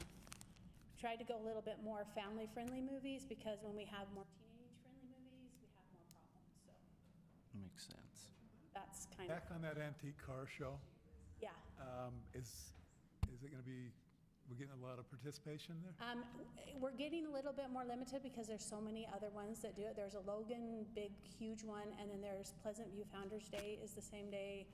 And then West Haven Days apparently has some stuff too, but Stax does that for us, and then Jake Carnahan sponsors that. Did you have something to say, Rachel? Yeah, they're also doing one at the Smith Field In Far West. in That's a Farwell. different day, I think. They were also gonna do one the same day too, and they started like advertising months ago, so everyone's like, is Plain City doing theirs? Like, yes, let's do ours first. Well, ours has been being advertised since last year, but. Yeah, but, Always on the third. yeah, But we don't necessarily want everyone at our Doesn't celebration. have to be the biggest, as long as. It's always big enough and good enough for, I think, for what we want, so. And no matter what, people are gonna pick and choose. There's always something else to go to. Yeah, right? And then we take a break from that day, and then we'll move over to Friday, July 3rd. We'll have our redneck games, our country games, whatever they're called. Country at games. 4 or 4:30. We're still trying to decide a time on that. I've just about got those finalized. We're still working on volunteers. A chicken chase will start at 5:30 p.m. in the arena, and Grant Holmes will be over that one. ATV Derby will be at 6 p.m. It'll also be in the arena, and Curtis Matui is helping us out with that. And then, I can't remember where James Calvert works. Where does he work? They're gonna sponsor and get us the silt fencing and stuff like that. Mountain Land Supply. Yeah, that's it, Go James. right? And then, after the ATV Derby, we'll be ready to have our opening acts for the concert at 6:30, where we'll have Blue Jean 24 and the band Cold Water. Those are two local bands that are close here in the area. At 8 p.m., we'll do an introduction of our June Queen Contest winners. And at 8:10, we'll introduce our Grand Marshals. 8:20, we're gonna do a patriotic kickoff, since we are not gonna have a flag ceremony the morning of the 4th because nobody attends it. So we're gonna kind of do that at the concert instead to kick it off, where Casey McKean. Great idea. Great idea. She's an 11-year-old that lives here in Plain City. And then at 8:30, we'll be ready for Rodney Atkins to take the stage, and Brian Masters will be our MC, and he always makes things entertaining.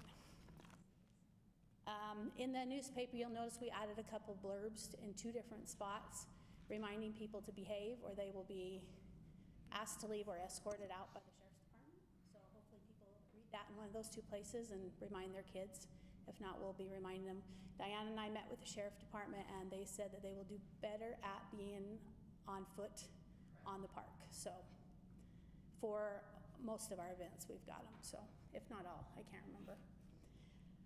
On July 4th, and we are a couple days later on our newspaper than usual because we drug our feet hoping we could get someone to do the breakfast, but we had 2 and both of them fell through. So that's why we're a couple days behind on our newspaper, hoping to get that in there. But that did not happen. What's that? You got a typo. Oh, I'm sure there is. It's Saturday, July 4th, not Friday. Oh, did Brian? Oh. Brian Still and I on the look at 4th. that. Brian and I look at that. You and get look to at the that, point where, and yeah. all of a sudden it starts blending, so. That would be Brian and I's miss on that one. And we also forgot to put the rodeo in there, so. But we have lots of individual flyers for that. On July 4th, we'll start off with our wake-up call by the fire department. Then we'll move to our 5K with Elena Weston heading that up. No breakfast, like I stated. The parade hopefully will be big as usual. We are offering a $250 prize for a float that depicts America 250 theme the best. And so, and Kristen Garcia is heading that up. After the parade, the booths will open up. We'll have our fish scramble at, I think it's 10 a.m. And Leslie Wentz is over that one. We did have to go out of state to get our fish and get permits to bring them across state lines, and ran into a few hiccups, but they're all squared away now. Right? We'll have Can our. I ask what the fish What's that? scrap is? The fish scrap. Make a big pond out of hay in a tarp and fill it up with water and dump fish in it, and the kids jump in. Hey, this is With their something hands? we've Oh, done that's awesome. forever. That is awesome. And we always make sure now we put ice in beforehand so the fish don't all die when they hit the water. That may or may not have happened one year. But the kids still caught the fish. I was like, hey, they were a lot easier to catch that year. Yes. We used to do it in a ditch where the water was colder. but There's video on Yeah. And then we'd go Before we had catch lights. carp And if you and read put that in there. So cute. one of them talks about the cow pies floating down the ditch, and that was Yep. truly what happened. Yep. I love Mrs. Ma and her And we colors. all, so it's all good. We have dodgeball going on the ball field, and Hollings and the Ohms are over that.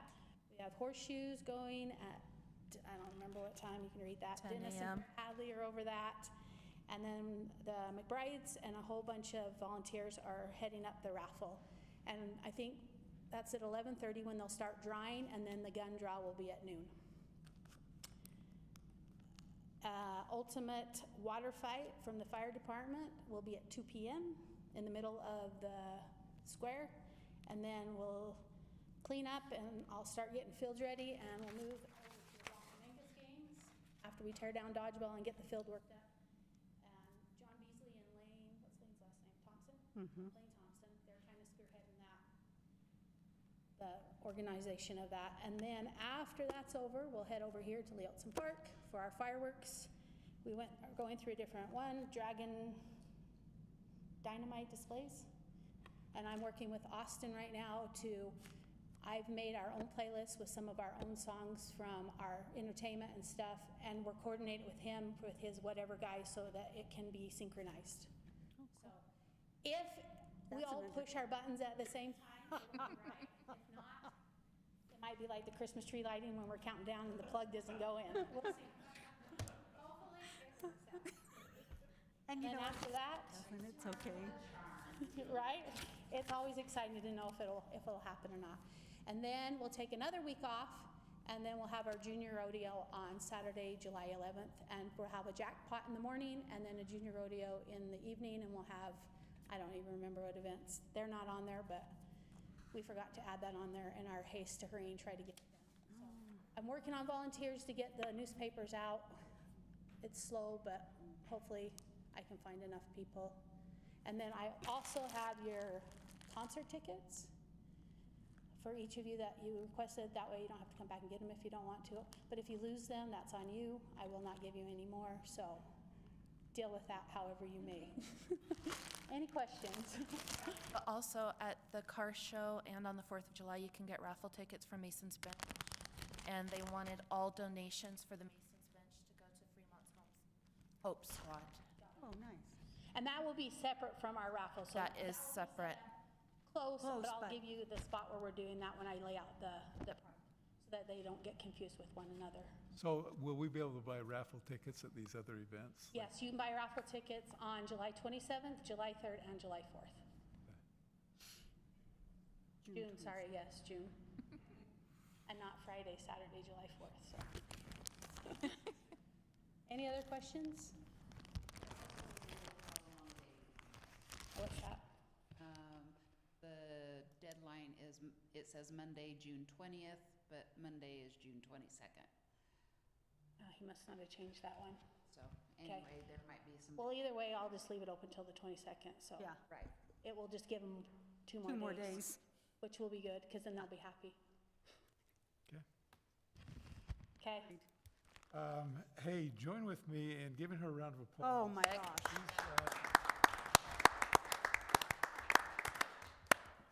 And we got the America 250 logo on. I saw that. Yep. Yep.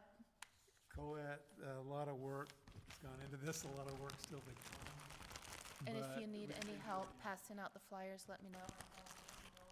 Nothing to do.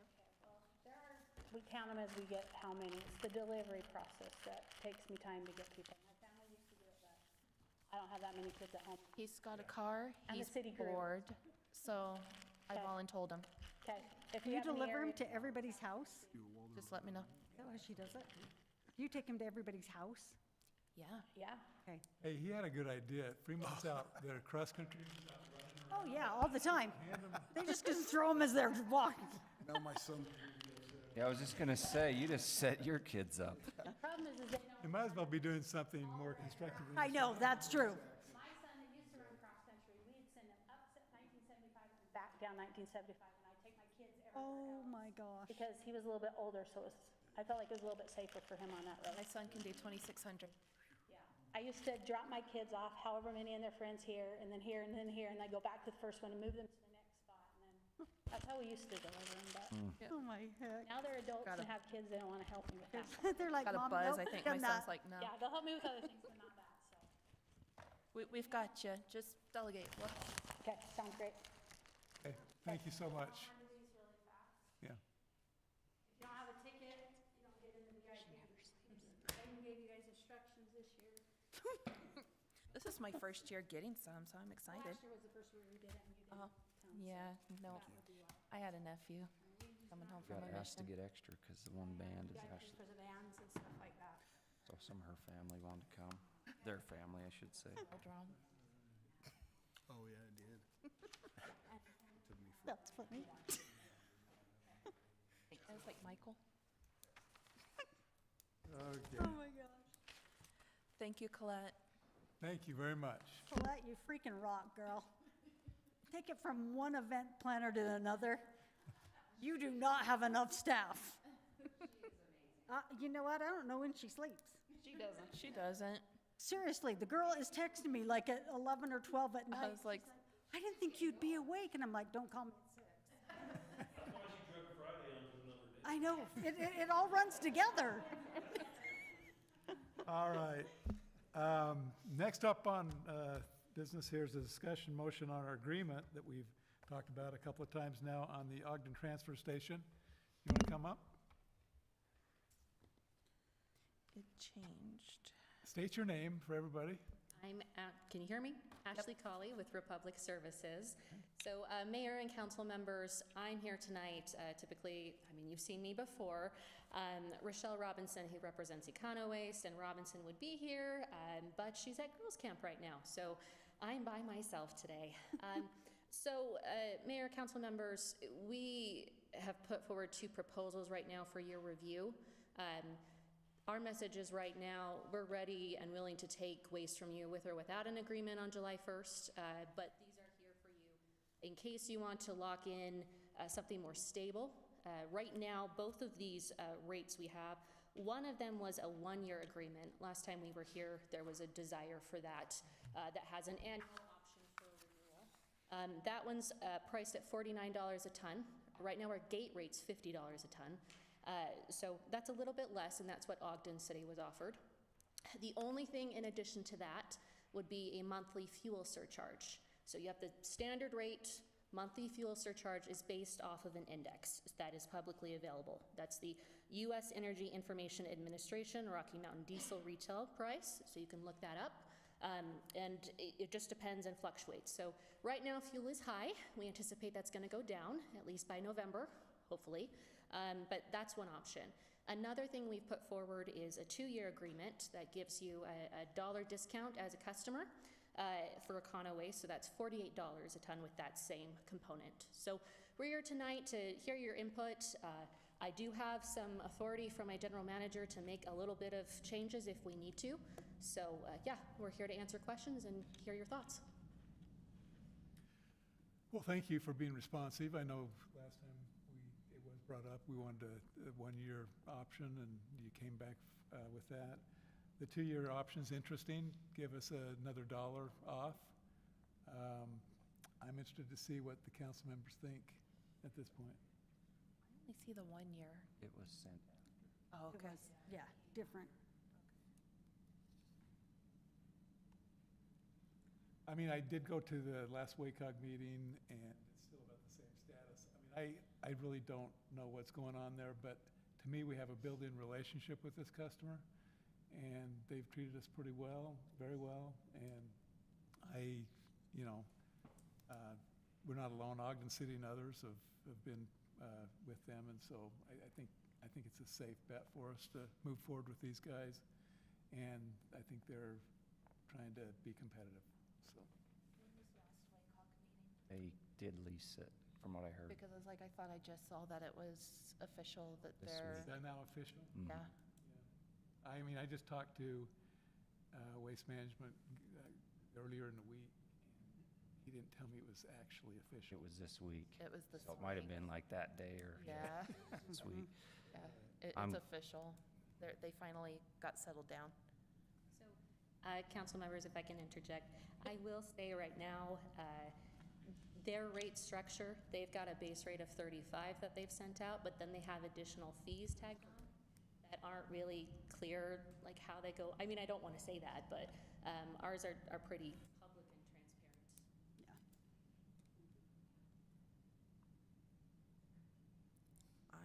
Does anyone have any Well, you got the 2. preference between the 1 and 2? I kind of Choose like, the discount. Choose a discount.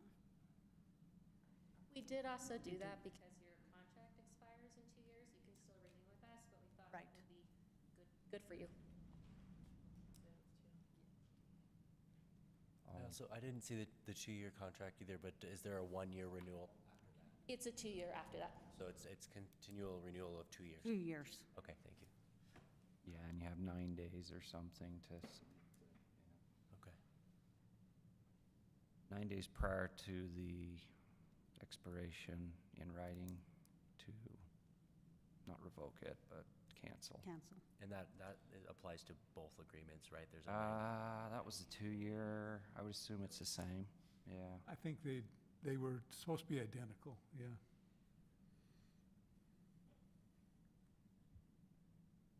Did I say 9 days? 90 days. 9 days. It was like 9 days. I That's think I wanted to say 90, but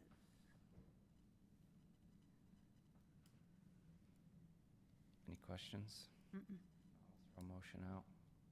I'll make a motion to approve the 2-year contract with, where are we at? With Ogden Transfer Station. It's a resolution, right? It's technically not. Okay, good. Yeah. Oh, good. I'll second. All in favor? I, Aye. I'm recusing my vote, Oh, that's right. just because it's family. Okay, motion carries. Thank you so much. Thank you, appreciate it. Yeah.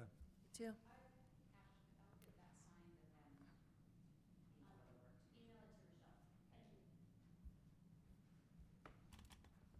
Okay.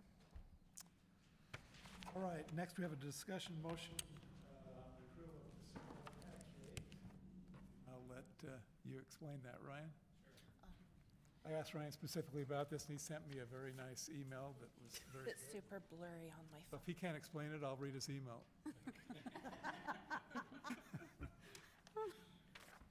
Thanks. It's a little confusing for sure. Yeah, went over my head. Wait, did it go down? It goes down because they goes- adjust for Goes down. So, the monies stay the same, but the rate has to go down in order for the monies to stay the same. He's gonna explain it better than that.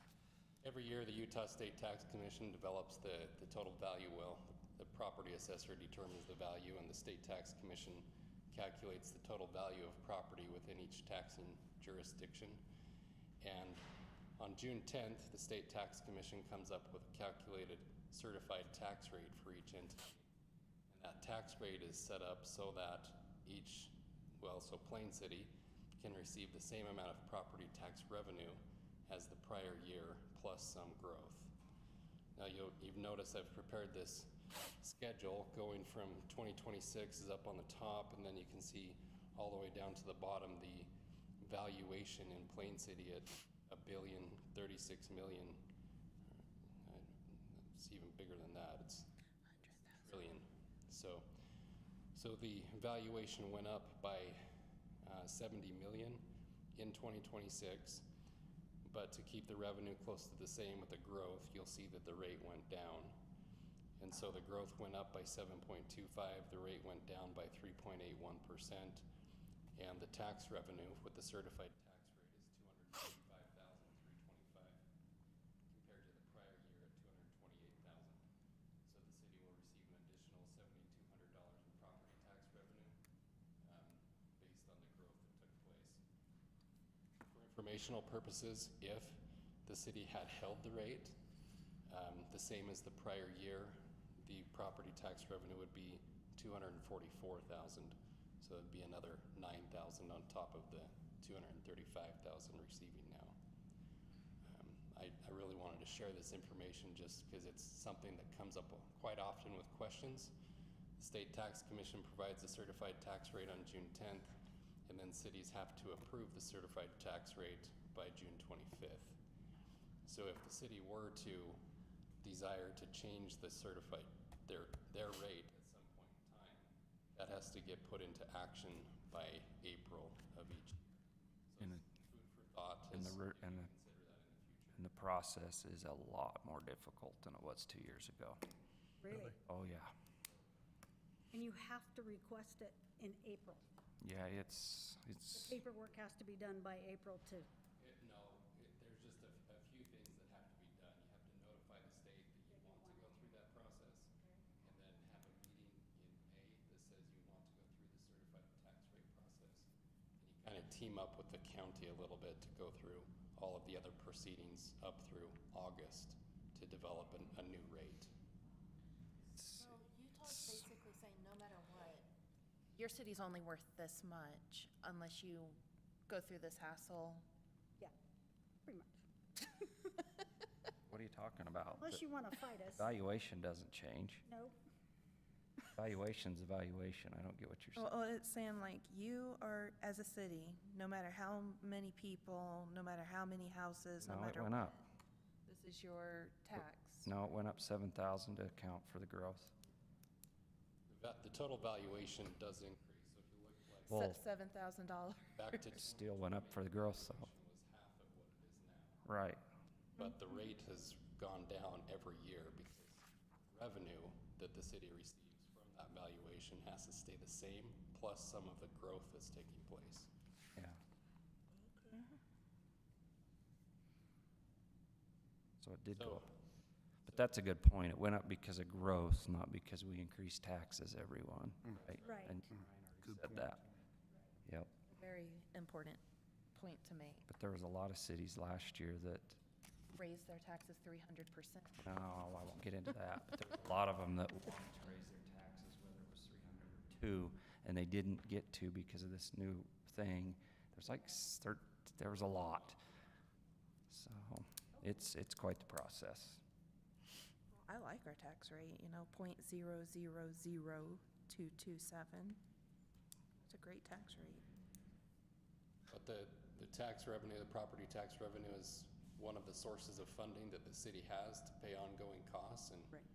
you do have some increasing costs that will be coming in the future, so this is something to Consider. back of your minds. Well, and I do want to say that, since we're here, to brag about keeping this lowest in the state, and we're never going to raise taxes, and before everybody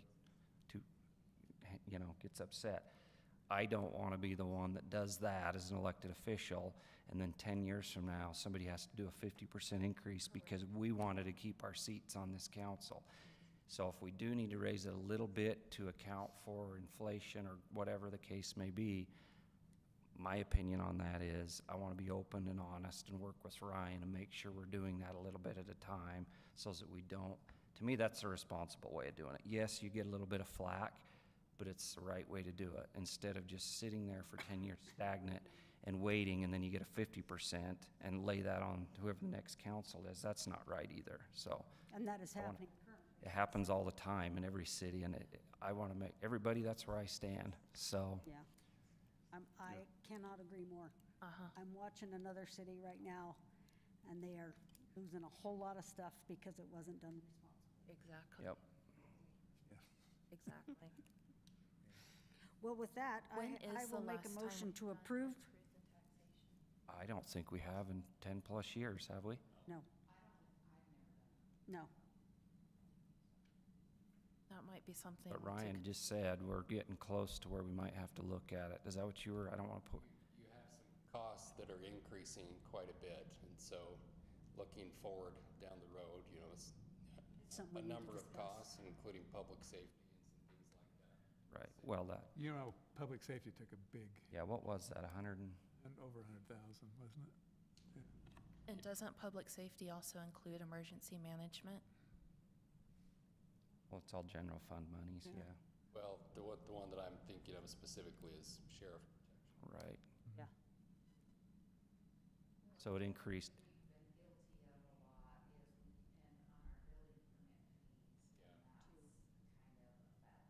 That took a back seat this year. We were down 200,000, yeah, so. right, so, yeah, what Diane's saying is if you rely on your building permit fees and the economy slows down, all of a sudden you don't have that revenue anymore.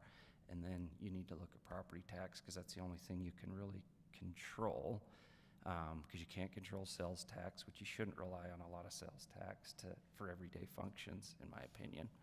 Maybe Ryan would agree, that's how I am, but you just gotta be careful. So it might be worth, just because we do a truth in taxation doesn't mean we're jacking up taxes. It means we know where the money's coming from and where it's going to. And a number of entities just try to hold their rate, and Right. you see if you did hold the rate, it's only another Right. $5,000 of revenue. But Yeah. at least you're holding that still, and not declining or reducing the Right, rate. right. Which essentially means you're getting the extra revenue off of the houses being worth more because their houses are inflating in value. So I guess the State Tax Commission has to sign off on that, though, right? I mean, just because you put the paperwork together doesn't necessarily mean it's going to And I pass. think you just, Well, if you follow all the just follow steps, all the statutes, all the procedures, it does go through, yeah. Okay. You have to have public hearings and so forth to allow that to happen, but it could happen, in the future. We're certainly too late for it now, but.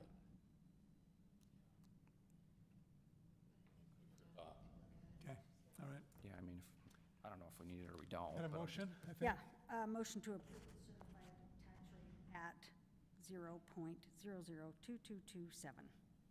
An extra zero. Did you add an extra zero? You may have. 0.002227. Second. All in favor?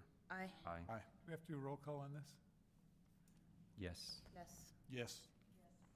Yes. Okay, thank you. Moving on to the next item here, discussion motion on approval of fraud risk assessment. I don't know if you've seen that in the packet. Our rate was down in the lower level, which is good. I'm thinking, right, Brian? Low fraud risk with a high score. So since 2020, the State Auditor's Office has required the cities on an annual basis that the chief financial and administrative officer go through this and give the city a score, and that it be presented to you as the mayor and council every year. And it basically talks about separation of duties and policies that exist, education and background of accounting personnel, and the training that's received by you as the governing body. And the city has a score of 335, which is a low fraud risk or a good high score. Is there a different matrix that is used for smaller cities versus a little larger cities that have more resources? There's not.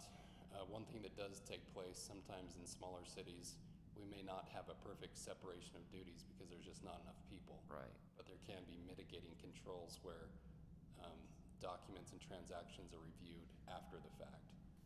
So that does happen in smaller cities, including Plain City.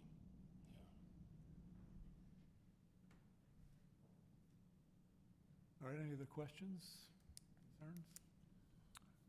I will make a motion to approve the. Second. All in favor? Aye. Aye. We need roll call on this? Probably not, I'd say. Okay. All right, now we move into our discussion motion on ordinance final acceptance to the 2026, No. excuse me, Adjustments. Yeah. final adjustments to the 2025-26 city budgets.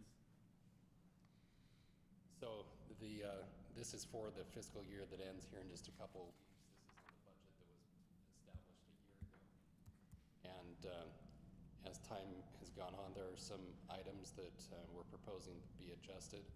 On the revenue side, some revenues came in a little bit higher than anticipated, primarily sales tax and interest earnings. Other revenues, the planning grant did not come in this fiscal year, but it's anticipated. You'll notice it's on the budget for next fiscal year. And then impact fee revenues are being reduced as well. On the expenditure side, the general plan's been reduced substantially. There's been an allocation of wages between different departments, so a couple have some increases while others have decreases. The landfill and disposal charges has a net decrease of $75,000. The biggest item on the budget adjustment, two items, I guess. One is a transfer to the capital projects fund to keep the general fund's unrestricted fund balance below 35% of revenue as required by state law. That transfer is $500,000. On the financial statements that I just emailed to you earlier today that were through May 31st, the fund balance was at about $489,000 above that 35%. So 500,000 is going to be cutting it a little close, but I think it should be fine. And then there was a timing difference on some capital outlay infrastructure in the sewer fund that some costs were incurred back in July and August that was anticipated to be in the previous year. So. And that 400, sorry if you said it, we're transferring that into a capital fund, yeah. I think I CC'd you for the $535 and something cents from the cultural. Yeah. Would that be included in this? That is included in this one.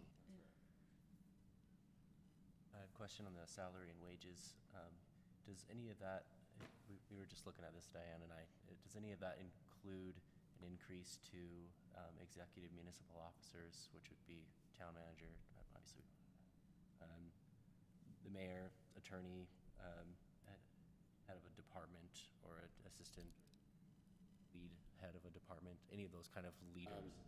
Department heads do receive a cost of living adjustment. Don't believe have.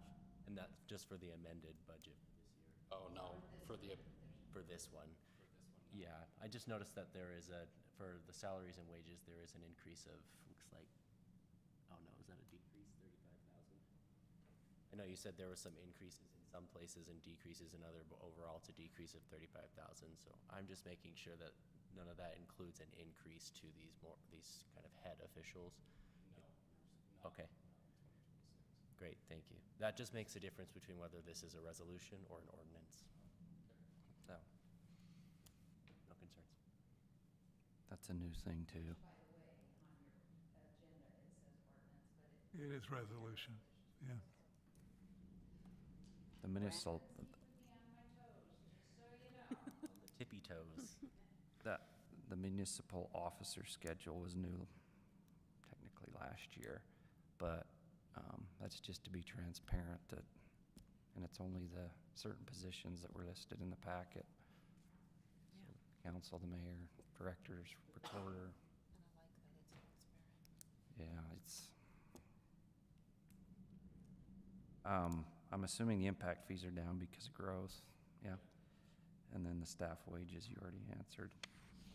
I'm assuming, is there turnover? Is that what caused some of that? The staff wages to be down, is that turnover? Probably, most likely.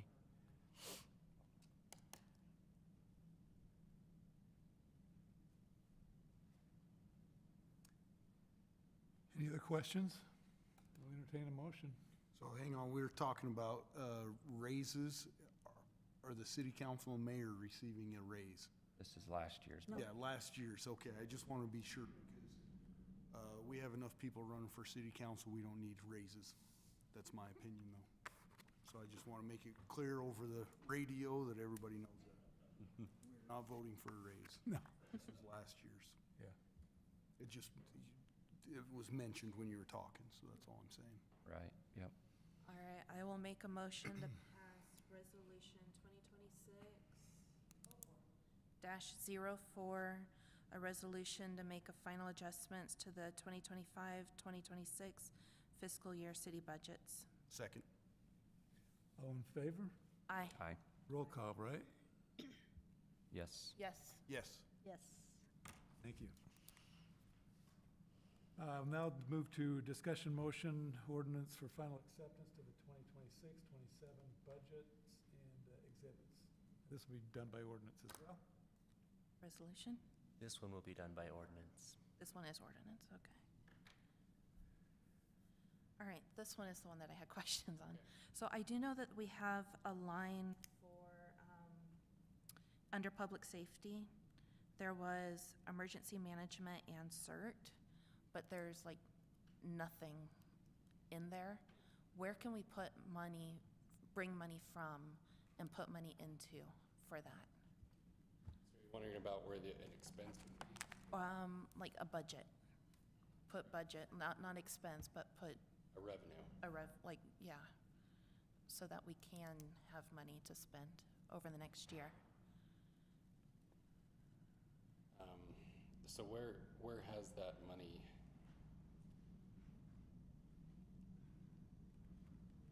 It's, so. I'm trying to find it. I saw it. Certain fees that you're talking about? So, Sign up for class? so we have currently me, 1, 2, 3. So there's 4 officially trained CERT volunteers. One that wants to be, he's like federally trained, but he's not civilian trained to be a CERT volunteer. We have one that's way super trained, Dan, but he's a Syracuse resident, not a Plain City resident, but I could activate him if he's in Plain City when there's an emergency.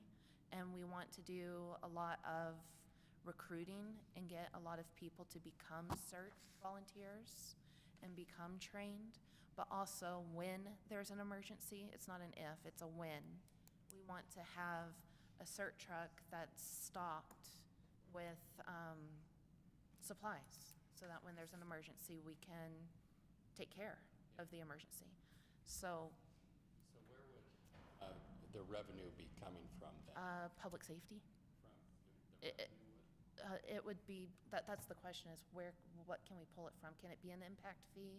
We're told we don't want to use general funds. It's gonna have to be. What can we, Something like that would need to be general fund. it would be general funds? Yeah. Okay. And then if there are some expenditures that the mayor and council that you guys desire to build or to supply a trailer or something for CERT supplies, we would just need to put that in the public safety budget under supplies. Funds into the public safety. The public safety department within the general fund. That needs to be decided like now, because And that's what I'd like to ask is, we currently have $0 in that. So what are we asking for? Just a, Any funds. no, but you said 500 for something and what else? What I'd like to have is a CERT trailer, so that if when there's an emergency, we can take the emergency supplies to the disaster zone. Like if we have an earthquake and a building's coming down, we can get the emergency Trailer and go. supplies to the people and do the triage. And that would be the initial ask. What's the We have a cost? fire department. That would be taking care of everybody else. We're the support staff. We're the support staff. What is it? Sorry. CERT, No, I know Community that, Emergency but Response what? Team. The truck up front, the sheriff's office maintains it, but could it be part of that? It would pull the trailer. So it would have like boards that you can strap people onto and pull them out of a building. It would have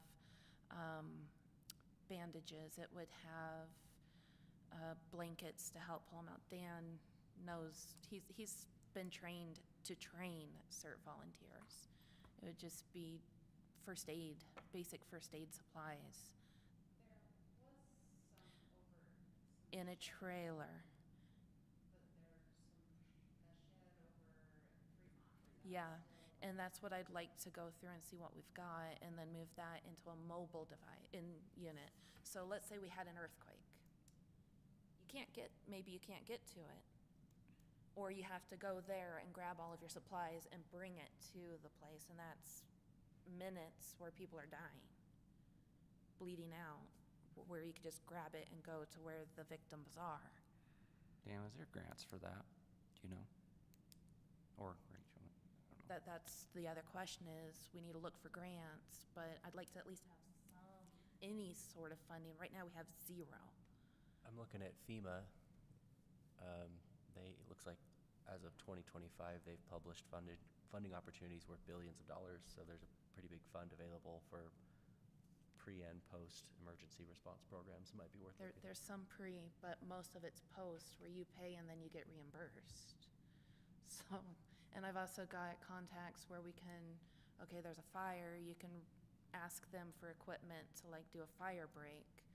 But again, we need some funding at least sitting there where we can have it available, and then we get the FEMA grants. Now that I'm trained, we qualify for more. You have to have somebody on the city council trained, and then you can get FEMA grants. But to How have, much are you proposing?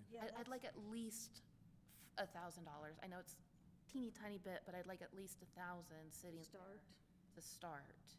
And then as I learn more and know more and work with the county and the state, next year we'll know more. Again, I've just been assigned, but I'd at least like to have a bare minimum of 1,000 sitting there to have something. What did we, oh, go ahead. What I would envision is something that probably the fire department would need to maintain. I'm trying to think of who's gonna keep track of that. Where it is. So I'm assigned as the emergency manager. And so the fire department is gonna be doing the fire department stuff as the volunteers. And then the emergency manager is gonna be doing the emergency manager stuff. So it's gonna be two separate things, according to FEMA. Want to start with, though, a trailer. That's what I'd Because if you love. get other stuff, where are you going to put it? So I think you need to, like. And I'd like to look for donations, I'd like to look for grants, but I'd like to have a fund sitting there just in case. Emergency management, An enclosed trailer, right? an enclosed trailer Well, with a lock. I guess that's where I'm confused. $1,000 won't even buy the axle. So if you're talking your certs for 1,000, okay, but I don't think 1,000's gonna get you. Well, maybe, I think you're just talking about maybe some seed money to help you get the grants and the other things to build this. Just program. the seed, because I'd like to ask, if I could, I'd be asking for $25,000, but I was told, don't touch the general fund. So I'm just like, seed money now, get something in the fund now. So, I mean, if I had my druthers, I'd be gone 25. Exactly. But I'd like to get something on the books.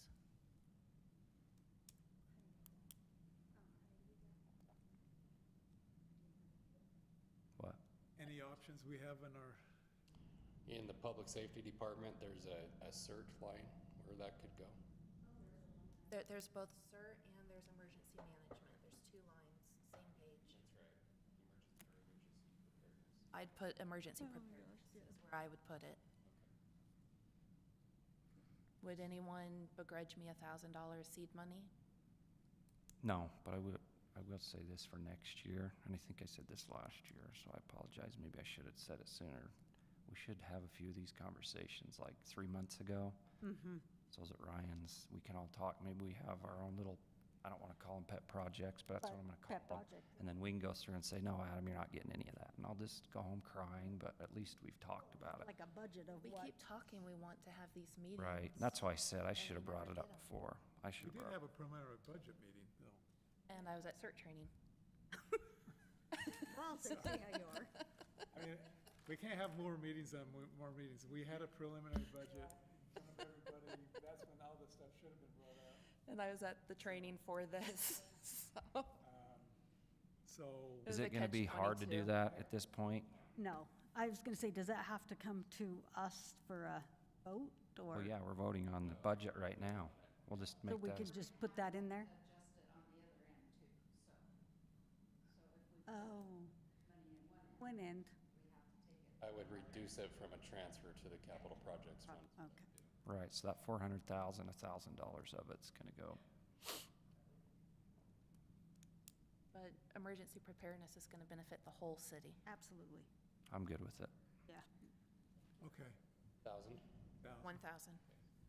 Just seed money as we research and learn more.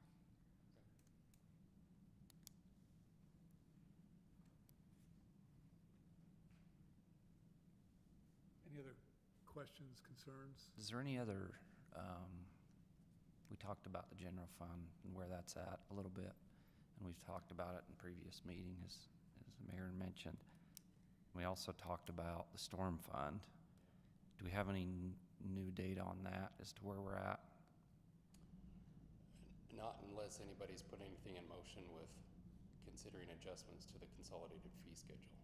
Just do, it's in bad shape, so there's another one. Go ahead, sorry. We had talked about it, at least Phil and I have talked about it, and then we're gonna bring it up here after the first part of the year. Okay. About increasing that storm water It's not covering it now. Right. It's one that's, we're gonna have to do something or it's gonna go under. But we can do that anytime. Doesn't have to be through the budget process, so. Okay.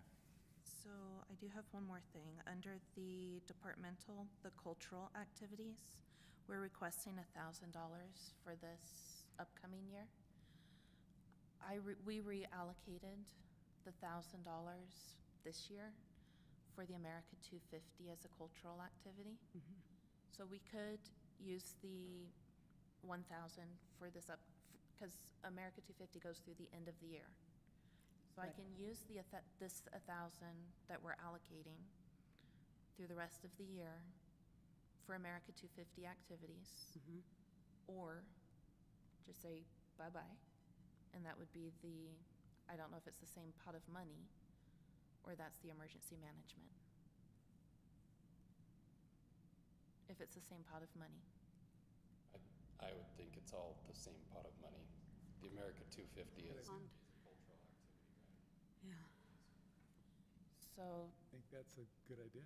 all right, so instead of putting for the this upcoming year, that $1,000 for the cultural, don't do that.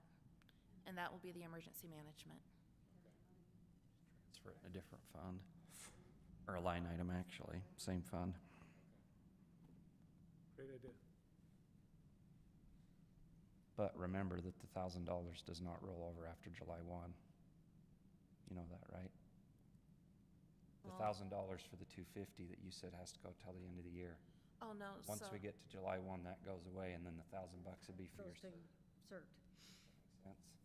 So do you need to spend money for 250 after July 1? well, I've got $1,000 from last year that's gonna go up until June 30th. Yes. Yes. So I've still got like $400 of that I can spend up until June 30th. Okay, yeah. But then in this upcoming year, we were allocating another. Right, no, I get that. I just wanted to make sure But you, instead of using that money, you'll put it into CERT. we're gonna put it to the CERT, and that will go up until June 30th of next year. Right, I just wanted to make sure you did. But I still have America 250 money Till June. that came from the state. Oh, That's America 250 stipend money. gotcha. And that's So that's separate from the good 400. until we spend it. Yep, okay. Perfect. It's in this budget, we got the money, I wanna make sure. Do we have an America 250 line item that's a stipend? Because it probably got listed as a donation for the fort.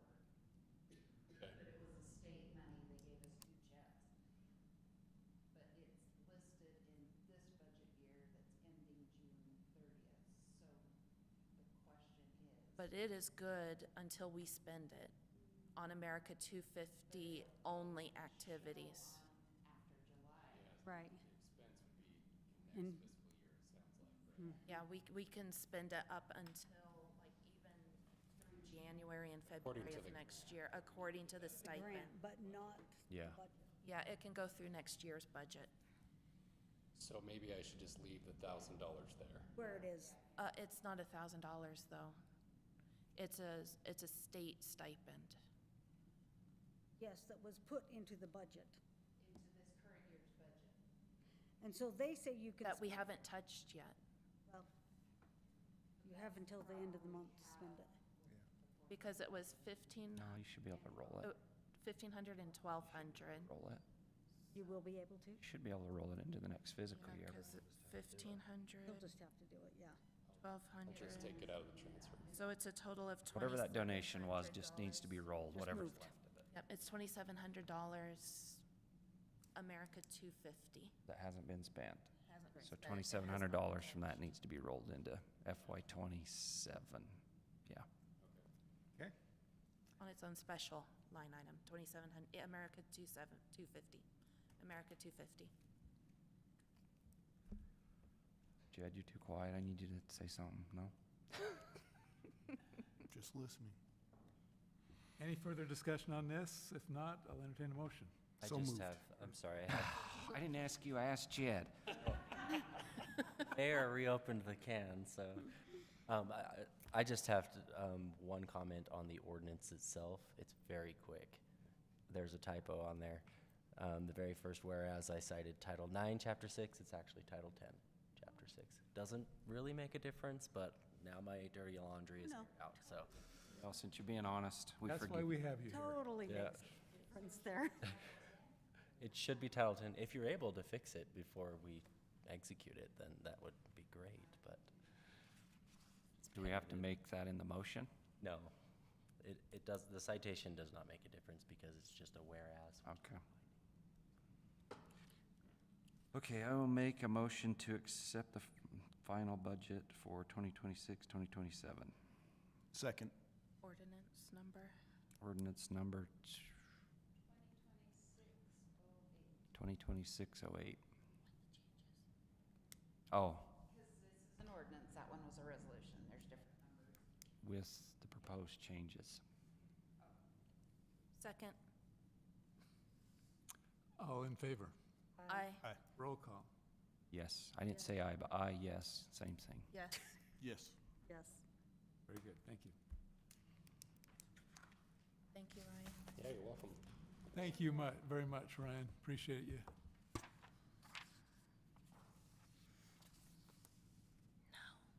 Okay, let's look at the business licenses. There's one, I think, right? Yeah, one. One. I'll motion to approve the one business license as written. Two. Solicitor? Where? Oh, they're way down at the bottom, sorry. A You motion better to approve the business licenses as presented. Second. All in favor? Aye. Aye. Okay, let's go to the approval of the warrant register. What color is the solicitor again? Blue, I thought. Was it blue? Yellow? Thank you. Oh my gosh. You asked that, but then I forget as soon as we. Is that why it's highlighted yellow? Oh, I forget. Well, just say I was yes. like, I gotta remember. I forget. Gonna have to use like a sticky note to the forehead.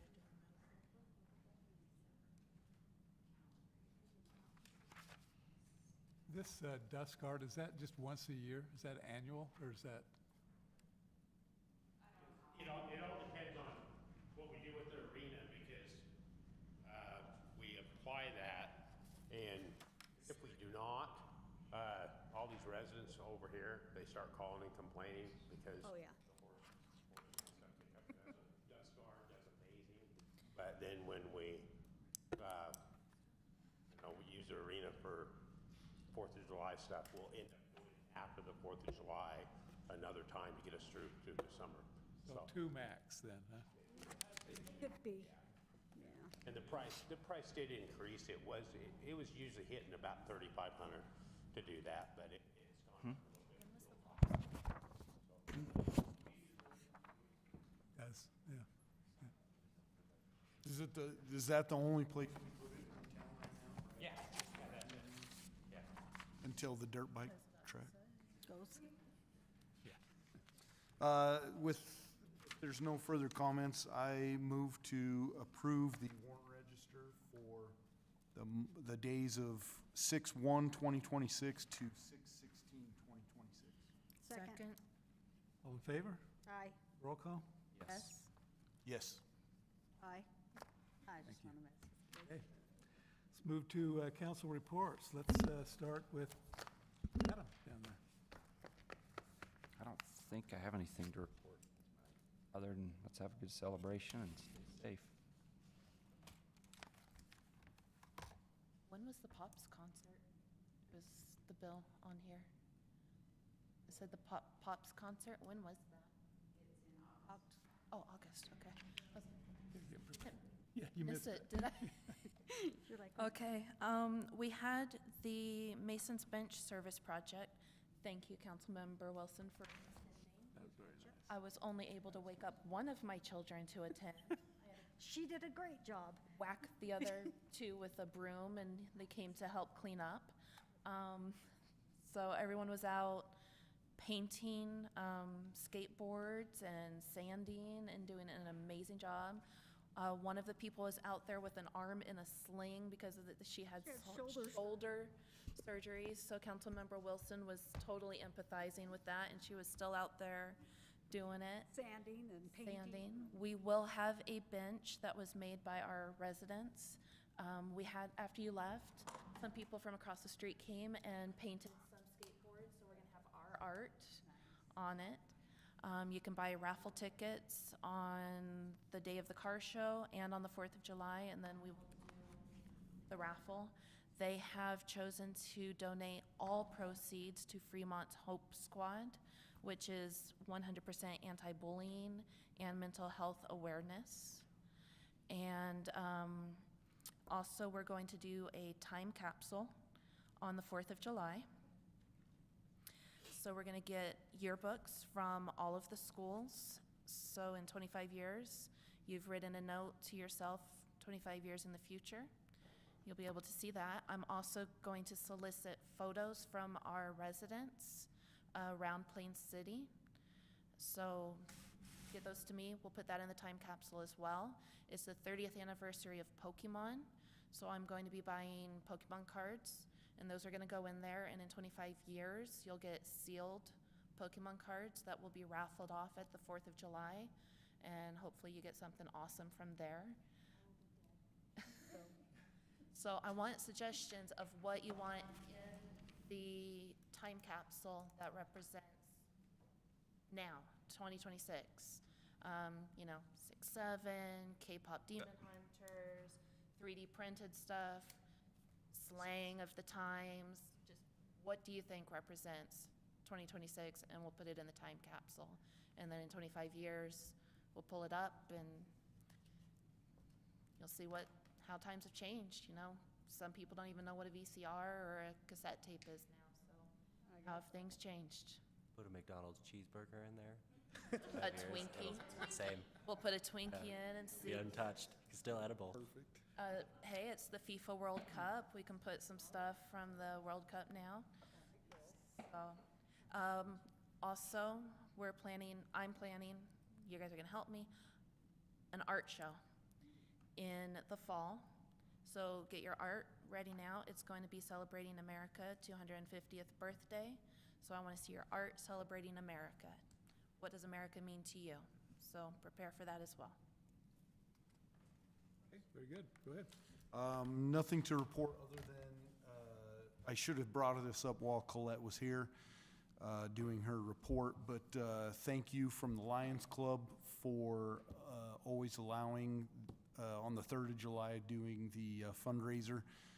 The Lions Club has served Plain City for many, many decades. I myself am a third generation Lions Club member. So thanks to Colette for always allowing us to do the fundraiser on the 3rd of July. And that's it for me this week. This isn't my area, but I know that 2200 got paved. I got a picture and said that he was off a lot of people's Christmas card list. Joe is on my list for sure. I should let you read the text. No, other than Colette is amazing, absolutely amazing. She does so much with not a lot of staff. I mean, I know everybody helps her, but coming from my event experience, wow, girls all over it. So that's all I have. Okay, my laundry list. I won't take too long. So I'm a little, I don't know what the word is. The 4th of July, the parade. Where are we at as far as who's in charge of that for us? That we're gonna be on a float or? Don't point to me, point to my wife. So I signed us up. So that's a real thing. We're doing that then. Well, if you get there that morning and there's a horse for you, just get on it. Wait, no, time out. He's gonna be helping decorate it prior to that morning. Okay. Make that loud and clear on the record. And I think we're all. So what I was thinking is, well, what we're trying to do is get together. We have a wedding this weekend, but after that, we wanna start, because I don't wanna wait till like the day before. I'll send, well, I can't really send a text to more than. You send it to me and I'll send it to Rachel. Because we can't all be there at the same time either. That's the other thing. Because there can't be more than 2 of us. Oh, no, for this we can. No, I'm telling you, the decoration, you can't. Why not? Because you can't, right? Yes, we can. So Well, when how I are you went gonna be on to the the float Utah together? Leagues of Towns and Cities. Don't speak to one another. When I went to the Utah Leagues of Towns and Cities, they said that we're allowed to get together if it's not city council stuff. Business. If And you can't talk about can't it. talk Right. about business. If it's just decorating, it's like we get on it. Perfect, I'm antisocial. That'll work great. Exactly. Like when we get on the float to throw candy, that's not a quorum. No, not that. I'm talking when we We decorate it. decorate it. We're Put okay it doing together. that. You can't talk business. We just can't talk shop. I can't stop talking about business, so. We'll bring duct tape. You're gonna have to recuse That is Jed's way of saying I'm out. Wait, is that your way of saying you're gonna be helping us decorate the You know float? what? I'm That's my way. Jed. Oh, okay. But no, we can get together and we're not talking shop. Okay. That's his way Well, of that's the getting out of plan, it. Mayor. Okay. Politics. I just want to make sure we have a plan. And then, are we in charge of getting our own candy too? No. No. I'll So- get that. Well, we need to figure that out. Stacy's gonna. Yes, They will give us a discount, so I'll get with you and you're gonna get it. I'll go Wait, get it. timeout Yeah. is, It's just saltwater taffy. Right. yeah, no. No. No, we'll get that, and then we'll get something else. Yeah. Okay. A bunch of other stuff. Last year, we went to Smith and Edwards and got stuff too, so Oh, I think that's, I don't remember. ask Ashley. All right, that's good. That's really good. General plan, just an update. I think we're meeting again late July, right? July 23rd. Okay. Okay. Hoping I won't be here. I'm like, okay. July. 3600 project, don't know if you saw the road construction notice Dan sent over to me, right there. That's gonna go out to all the residents or what?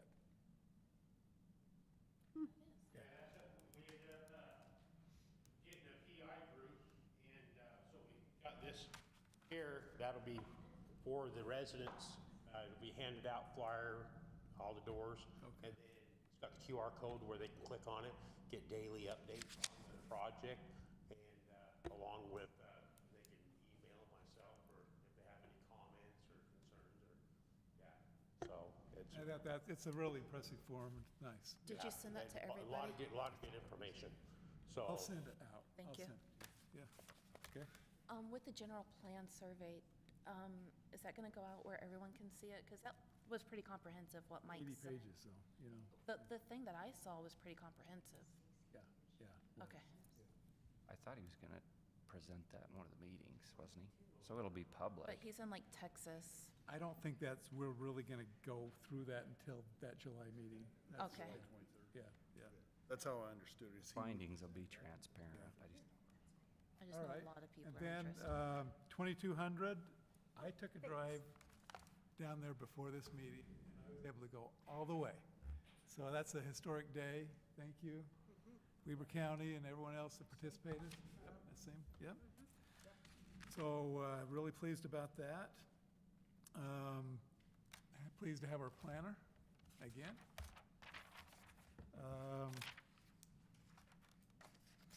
I think that's it. Motion to adjourn. Make a motion. Second. All in favor? Aye. Thank you all.